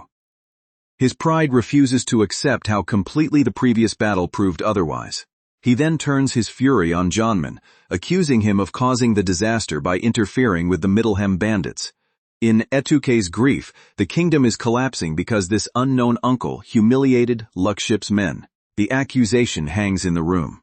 Janman does not answer immediately, understanding that Etuke is speaking from fear, shame, and the helplessness of watching Howland fall. Ochio steps between them and insists their father's condition is not Janman's fault. She refuses to let Etuke turn the person who came to help them into an enemy. She explains that any group with that much power would eventually bear its fangs at a kingdom. Howland went to subjugate the Sesame Bandits because they were already a threat, not because Janman created one. Etuke asks whether Janman can truly use Einherjar. Janman answers casually, then mentions a child in Middleham who heard about the battle from Ochio, confusing the tense room with his strange conversational detour.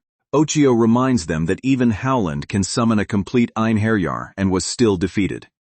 No one expects an effortless victory, and she refuses to pretend Janman is invincible simply because they need hope. Janman sighs that anything he says will sound wrong in a nation on the brink of collapse. Still, he has come, and that fact alone begins to loosen the despair gripping the room. A sudden report interrupts them. Howland has regained consciousness. Janman's composure cracks as the reunion he has avoided for 15 years becomes unavoidable. When the brothers finally face each other, Howland apologizes for showing such a pathetic state and admits he has one request. Janman can barely respond, overwhelmed by how ordinary his brother's voice still sounds. Howland orders Janman to take as many citizens as possible and evacuate them from the capital. The royal guard is the kingdom's shield, but Howland believes Dosar itself can no longer be saved. He declares that the kingdom is fated to fall that very day. Ochio rejects the words in horror, unable to accept that her father has already abandoned the possibility of victory. Janman stands in silence as the room waits for his answer.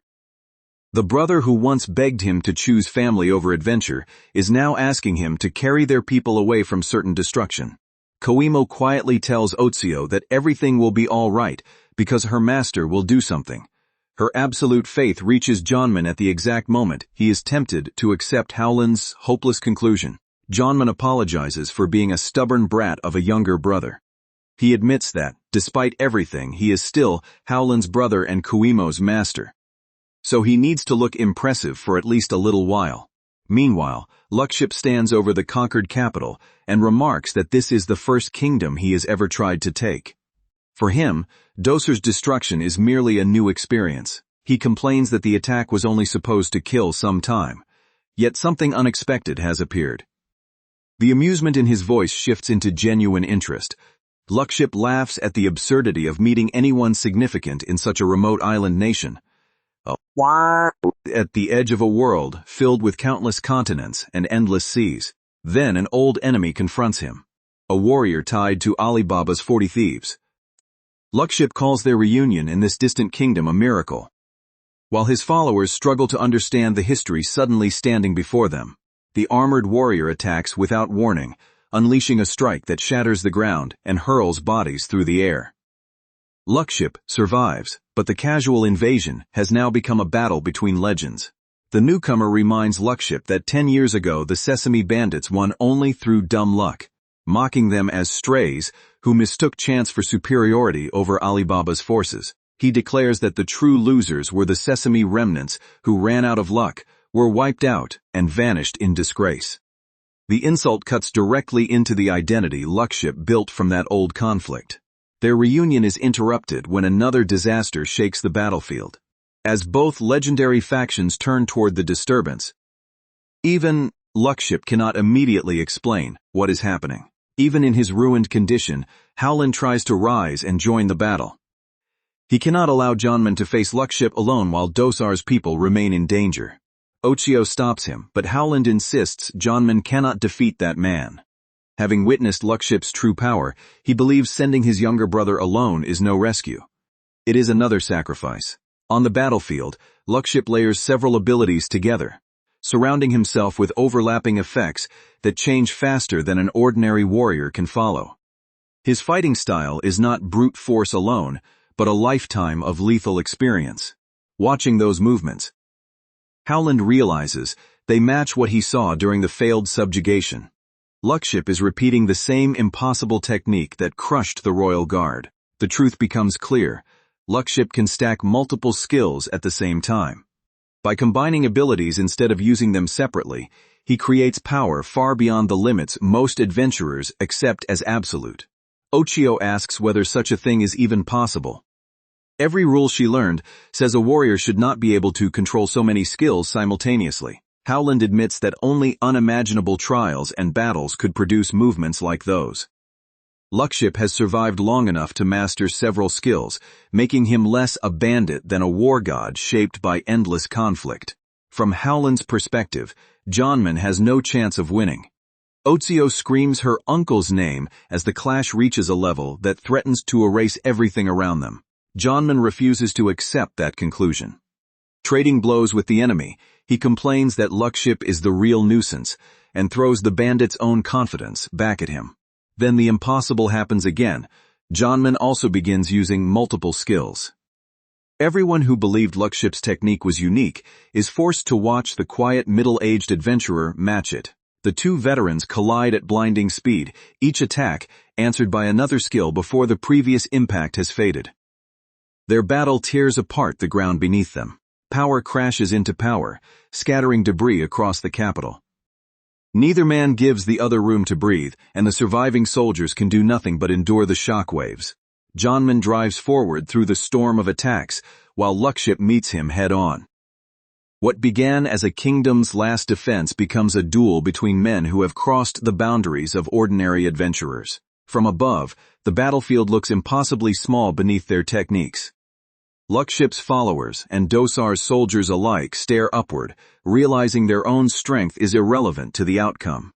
Inside the castle, Howland repeats his evacuation order. Take as many people as possible and flee.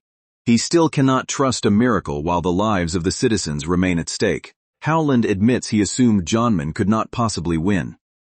His judgment was built on the reckless younger brother who left home 15 years ago, not the man now fighting outside. As he watches, Howland understands that Jonman poured his entire life into adventure and mastered several skills through countless battles. The brother he remembered no longer exists. Howland quietly acknowledges that Jonman is not the same man he once knew. Time overseas did not merely make him stronger, it transformed him into someone Howland can no longer measure by old failures. Ochio feels the small world she understood collapse with a roar. Forced to witness power beyond her common sense, she confronts how helpless she truly was when she called herself the kingdom's perfect shield. Koimo looks at Jonman with wonder and asks what kind of journey her master has lived. The vastness of the world, and everything he has seen, suffered, and learned, only makes her want to follow him more. Ochio notices that Koimo's eyes contain no fear or jealousy, only pure determination to chase after Jonman. The young disciple's strength lies in accepting how far ahead her master stands without surrendering her own path. Another massive collision erupts between the veterans, flooding the sky with light. The capital trembles, as their combined techniques reach an even more destructive level. When the blast clears, Lakship admits the situation has become troublesome. For the first time since entering Dosar, the bandit leader is facing an opponent he cannot casually overwhelm. Lakship says he expects 4 combined skills to be enough if fortune favored him. Instead, Jonman keeps matching him, turning the fight into a grinding deadlock neither can end cheaply. The unanswered question now is how many skills each man can truly use.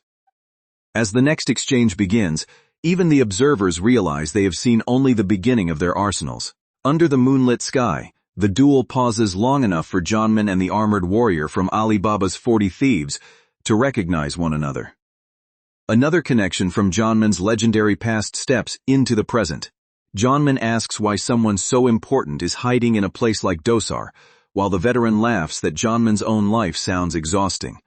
Their casual banter reveals the familiarity of men who survived the same brutal era. The armored veteran realizes Howland is Jonman's older brother and says that explains the Royal Guard captain's fierce killing intent.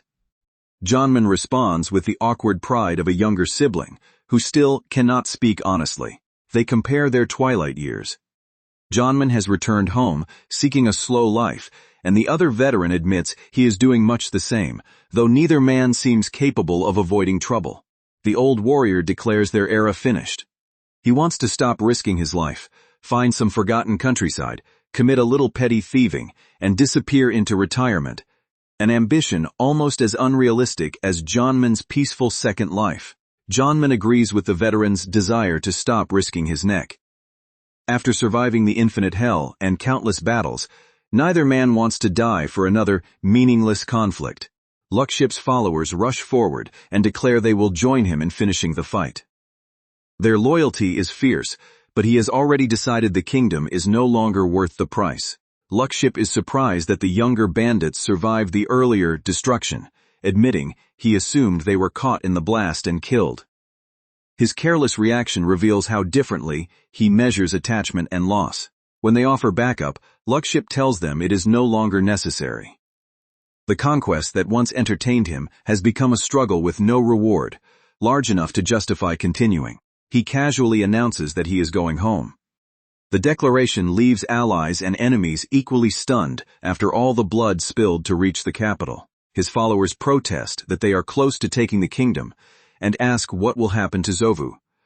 Lakship simply cannot understand why they still care about territory pride or a subordinate who already lost. Lakship says a person's life is not so cheap that it should be spent stealing one tiny kingdom. Risking death for Dosar would be like dying to pick up a random pebble from the road. He asks who could be foolish enough to bet everything on something so insignificant. To a man who has seen the world's greatest treasures and horrors, the answer seems obvious.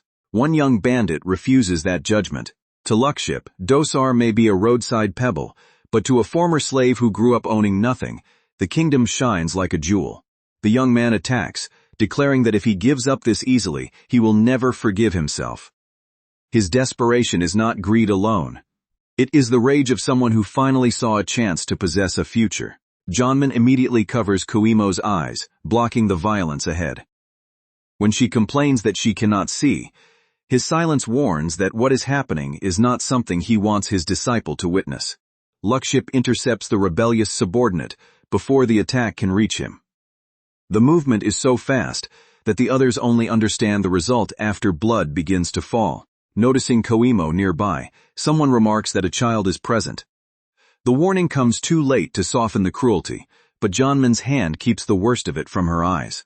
Lukship tears through his own follower with a brutal strike, ending the rebellion instantly. The former slave's dream dies at the hands of the leader he trusted. The remaining bandits stare in horror as their comrade collapses. Lukship's earlier talk of lives being precious offers no protection to anyone who challenges his decision. The veteran from Alibaba's 40 Thieves laughs darkly and explains Lukship's method.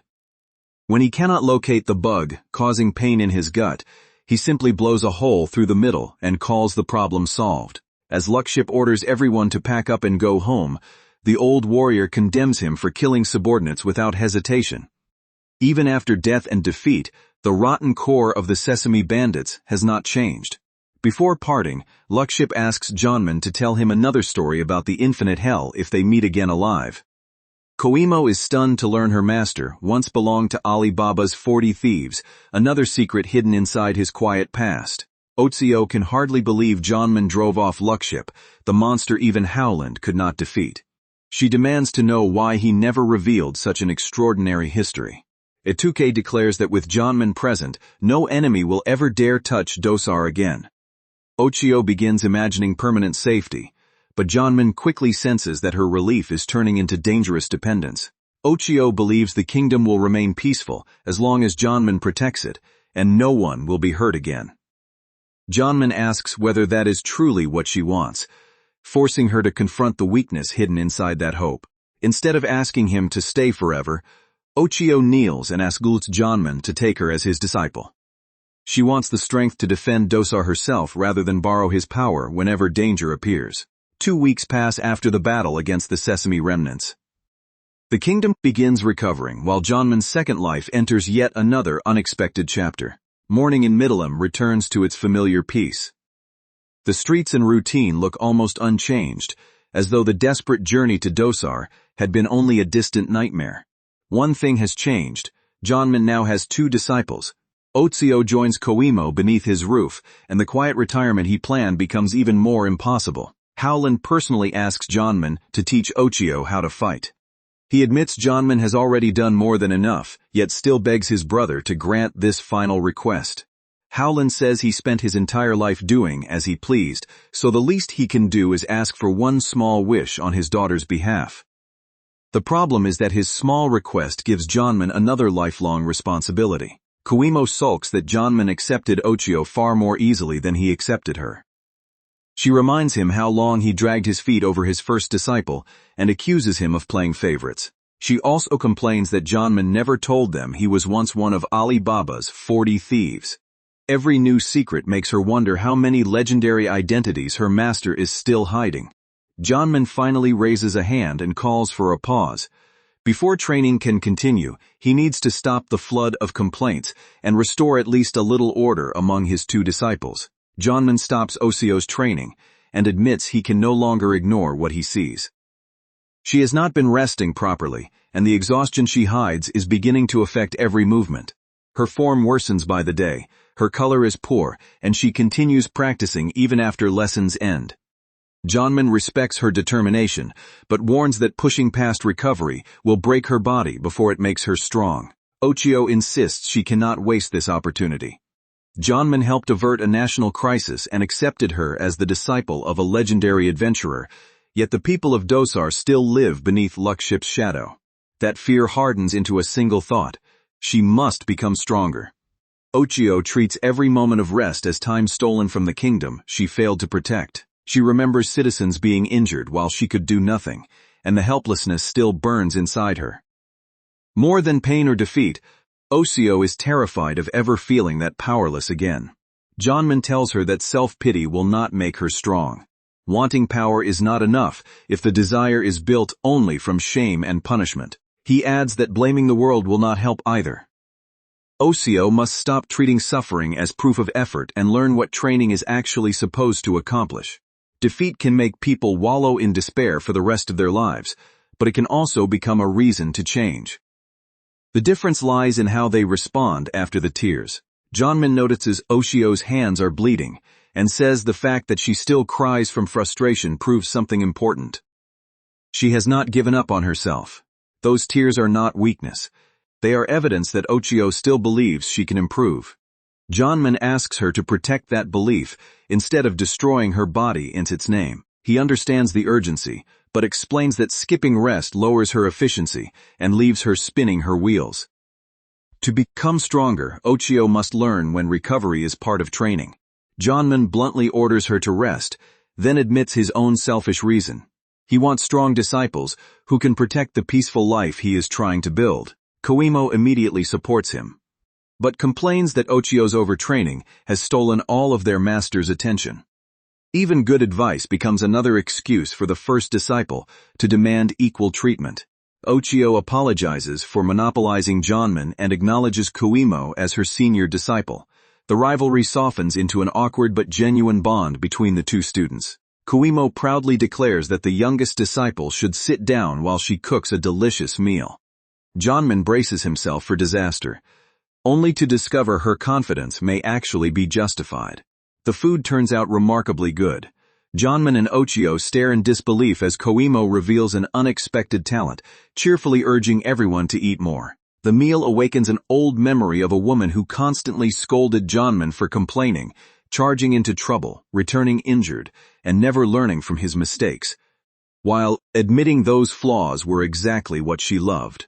Her voice continues in his mind, saying with absolute certainty that Janman's reckless way of living will have consequences. The remembered warmth carries a warning he never managed to escape. She predicted that his remaining years would become anything but quiet. As Janman looks at the crowded home around him, the prophecy has clearly begun coming true. A knock interrupts the peaceful meal. Janman pauses, sensing that yet another visitor may be arriving to complicate the retirement he has already lost. The family notices someone at the entrance and tells the visitor to come ahead. None of them recognizes the new presence, but Janman's expression changes before the door fully opens. He freezes as a familiar voice reaches him. The past he remembered only moments ago is no longer safely confined to memory. A beautiful woman greets him warmly, saying, "It has been a long time, Lord Janman." He can only ask what she is doing there. Already knowing the answer will be troublesome. She launches herself at Janman and declares that no distance can separate them because fate always brings them together. Osio desperately tries to pull her away while Koimo watches in disbelief. Janman is nearly smothered by the embrace, and Osio shouts for her uncle to regain consciousness. The stranger's joyful reunion turns the quiet home into immediate chaos. When challenged, the woman introduces herself as Oryo Team. Koimo and Osio demand to know who she is, only for Oryo to answer with a claim neither expected. Oryo announces that she is Lord Janman's fiancée. The declaration strikes the room harder than any battle, leaving Janman and both disciples completely speechless. Oryo explains that she heard rumors of an Alibaba's 40 Thieves member in Middleham, and knew it had to be Janman, so she rushed there. Osio recognizes the distinctive red hair of House Team. House Team is famous for the hereditary skill called compressed multi-action, or trick action. Osio has heard of the ability only in stories, making Oryo's arrival even more significant. Oryo is the daughter of House Team's head, a family with immense wealth and influence. More shocking still, she is supposedly engaged to an important master, meaning her claim over Janman may be far from a joke. Janman explains that years ago he stopped at the Team estate while returning to Middleham. Exhausted from camping on the road, he asked to stay briefly and met Oryo's father, a surprisingly capable warrior. The family head saw through Janman's strength at a glance and challenged him to cross swords. Janman claims he may have overdone it, because the friendly test ended with the team patriarch completely defeated. Janman remained at the estate for several days, and when he prepared to leave, Oreo suddenly begged him to take her as his wife. Even now, he has no idea how the visit reached that point so quickly. Oreo immediately discusses marriage, and even how many children they should have, while Janman explains that he spent his life fleeing responsibility. In his 40s, he cannot imagine himself as anyone's husband or father. She does not care about his age and insists love is the only issue. Janman tries to argue, but Oreo's devotion ignores every practical objection he raises. Unable to settle the matter through conversation, Oreo proposes a duel. For her, battle is the most honest way to decide whether Janman must accept her love. They establish conditions to avoid serious injury. Oreo wins if she can touch Janman, while he wins if he can overpower her without leaving a scratch. The rules heavily favor her unique skill. If Oreo loses, she promises to abandon him. If she wins, Janman must marry her immediately. She declares that love and battle both require people to clash their true feelings without hiding. Oreo offers her love with complete sincerity, leaving everyone stunned by the private world she inhabits. Janman decides the duel can at least become a lesson, and tells Koimo and Otsuyo to watch closely. Oreo activates Alhu Layla wa Layla, compressed multi-action. The hereditary team skill bends the flow of time and gives her an overwhelming opening advantage. Compressed multi-action is among the highest class of time-governing abilities. It limits the number of actions within a frozen interval, while allowing the user alone to move freely. Because Oreo acts while everyone else is effectively stopped, she can secure the first move with absolute reliability.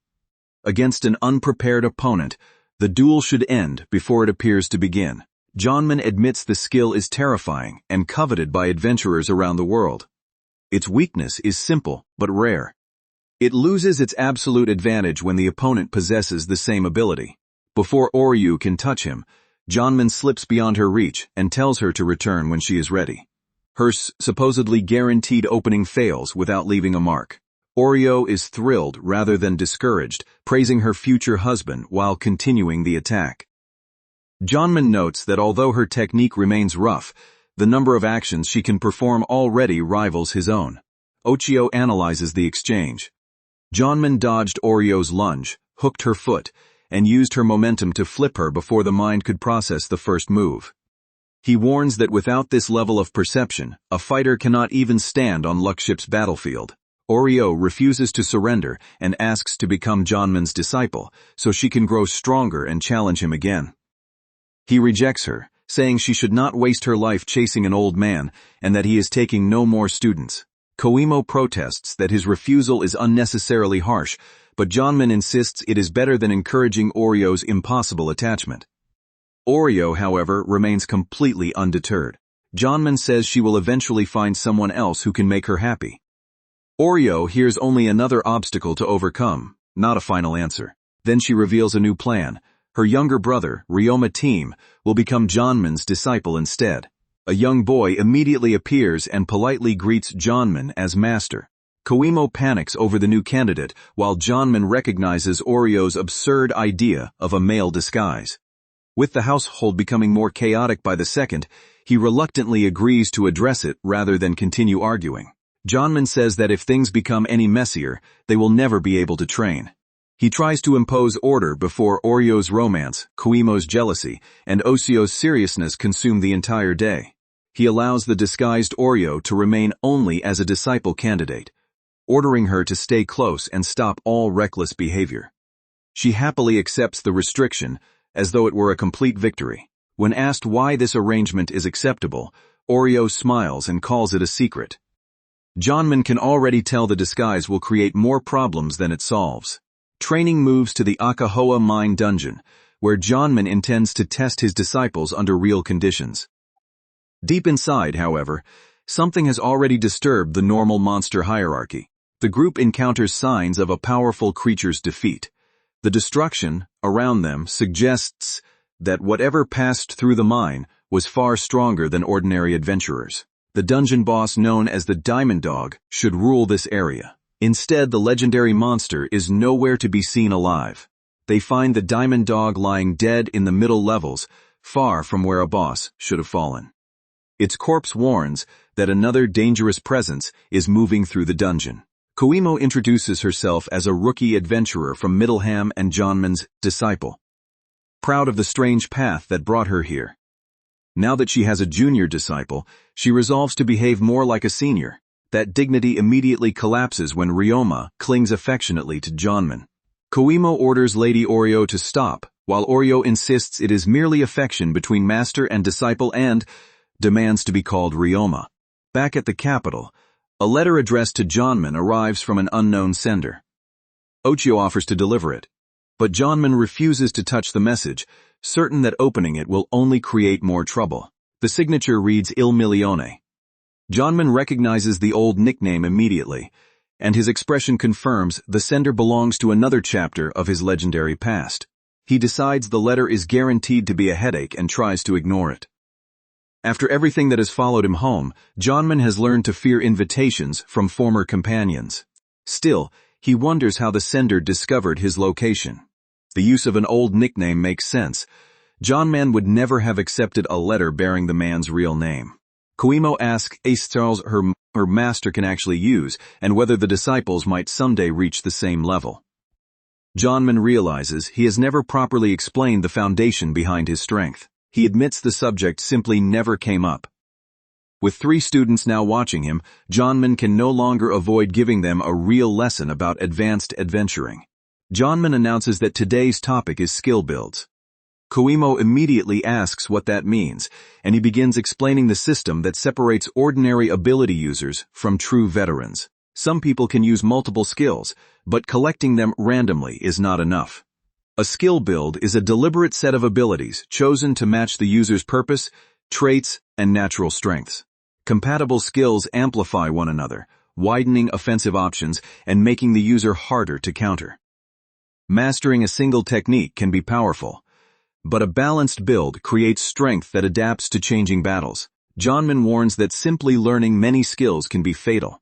He tells of an adventurer who combined flame armor with a water sword against a fire monster, expecting perfect offense and defense.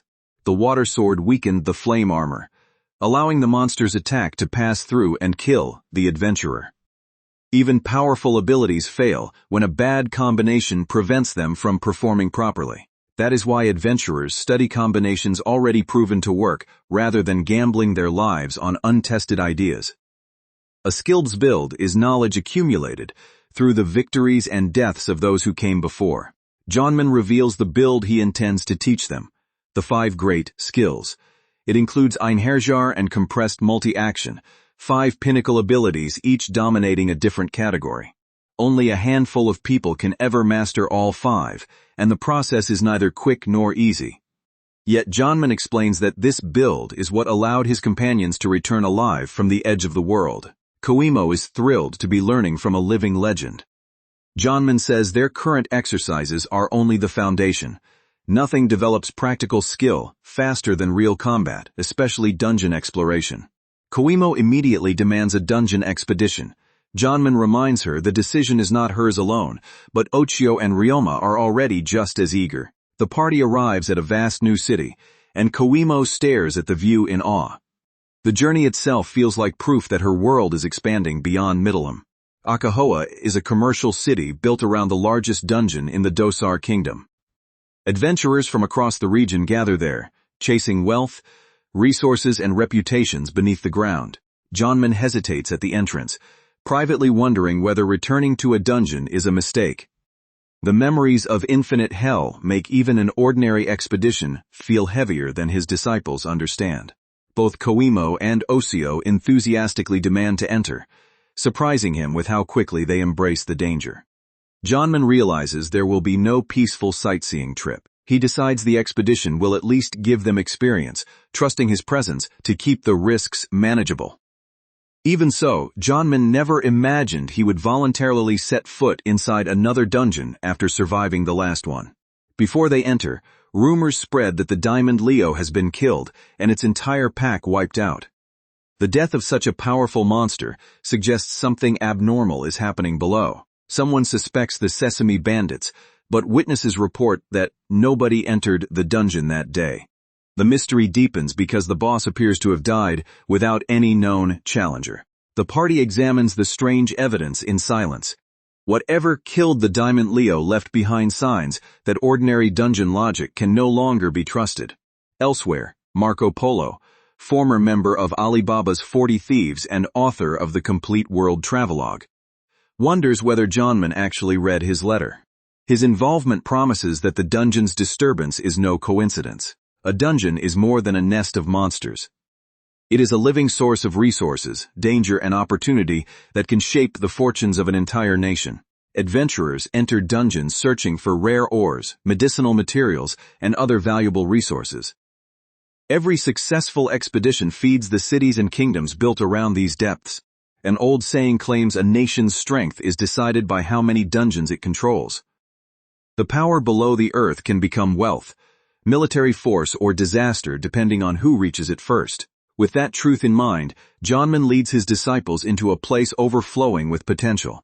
Their training expedition is about to reveal that Akahoa's dungeon hides far more than ordinary monsters. Oreo activates Alhu Layla Wa Layla and uses compressed multi-action the moment danger appears. Time bends around her as the newest disciple demonstrates why House Team's skill is feared worldwide. Oreo, still fighting under the name Ryoma, unleashes compressed multi-action and drives forward in a blur. 3 attacks are packed into a single explosive sequence, leaving the white tiger monster with almost no time to defend itself. Before the beast can regain its footing, Ryoma closes the distance again. Her relentless speed turns the battle into a one-sided assault, and every strike forces the tiger farther away from the other disciples. The final blow lands with brutal precision, tearing across the monster and bringing the coordinated attack to its climax. What once looked like a dangerous encounter is now firmly under the young adventurer's control. Watching from a distance, Johnman realizes his disciples are no longer helpless beginners. They read one another's movements, cover each other's weaknesses, and defeat the threat without needing their master to step in. 1 week earlier, Johnman had handed the disciples a set of strange bracelets and ordered them to put them on. The innocent-looking equipment was actually the key to the punishing training he had prepared. The moment the bracelet is fastened, an overwhelming weight seems to crush the wearer's entire body. Even standing normally becomes difficult, making it clear that Johnman's new lesson will be anything but comfortable. Johnman explains that the magic item is called Power Down, a device that temporarily suppresses physical strength. For the next month, the disciples must wear it constantly and complete all their dungeon training in that weakened state. The method sounds merciless, yet Johnman insists that a strong body is the foundation of every future technique. By rebuilding that foundation under extreme pressure, the strength they gain later will be far greater. Back in the present, Johnman sees the results clearly. Ryoma's perfectly timed assault drew the monster's attention, creating the exact opening Ochio needed to deliver the decisive final strike. Each disciple possesses a different kind of potential.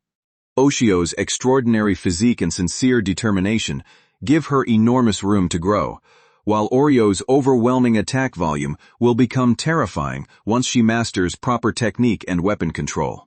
For Johnman, that limitless growth is what makes the young so fascinating.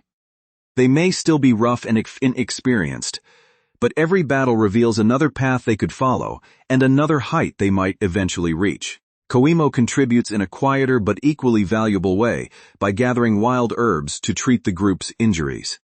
Akahoa herbs are famous for their healing power, though choosing the wrong plant could expose them to deadly poison instead. The difference lies in tiny details: the shape, color, and patterns of the leaves. They are so easy to confuse that even veteran adventurers can make a fatal mistake when gathering them in the wild. Koimo confidently identifies the correct herb because she studied it in the Complete Travelogue. The knowledge she once collected from books now proves useful in a real dungeon, where a single correct decision can protect everyone. Johnman understands that true adventuring is not measured only by muscles or the number of skills someone possesses.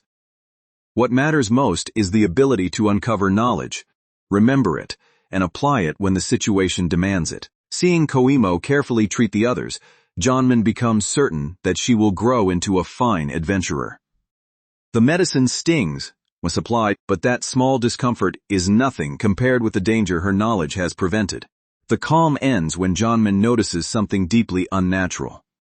A monster from the dungeon's lower levels has climbed into the middle floors and is fleeing toward the surface, as though an even more terrifying presence is chasing it. Janman instantly stops and turns toward the darkness, his expression sharpening before the disciples understand what is wrong. His sudden reaction warns them that an unseen threat has already entered their surroundings. Oreo also feels it. A cold, disturbing gaze fixed directly on the group. Though nothing obvious appears before them, the sensation is too deliberate to be dismissed as ordinary dungeon pressure. After searching the shadows and finding nothing, Oreo tries to convince herself it was only her imagination. Yet the silence around them feels unnatural, and the danger has merely hidden itself rather than disappeared. Without warning, the concealed enemy strikes. A violent blast tears through the area and targets Ryoma, forcing Janman to react immediately as the peaceful training expedition collapses into chaos. Janman reaches Ryoma in time and pulls her away from the attack, only to discover a bizarre small creature at the center of the disturbance. Its strange appearance suggests this is no ordinary dungeon monster. The frightened creature can speak, and it desperately begs to be released and rescued. Even more shocking, it cries out for Alibaba's 40 thieves, revealing a connection to figures Janman knows far too well. Before anyone can question it, an enormous black presence rises behind the creature. Countless eyes open across its shadowy body, transforming the corridor into a nightmare and exposing the true source of the monster's panic. Janman orders all 3 disciples to stay low and hide behind the rocks. Recognizing the horror before him, he bitterly remarks that after Sesame, another troublesome acquaintance has somehow clawed its way back out of hell.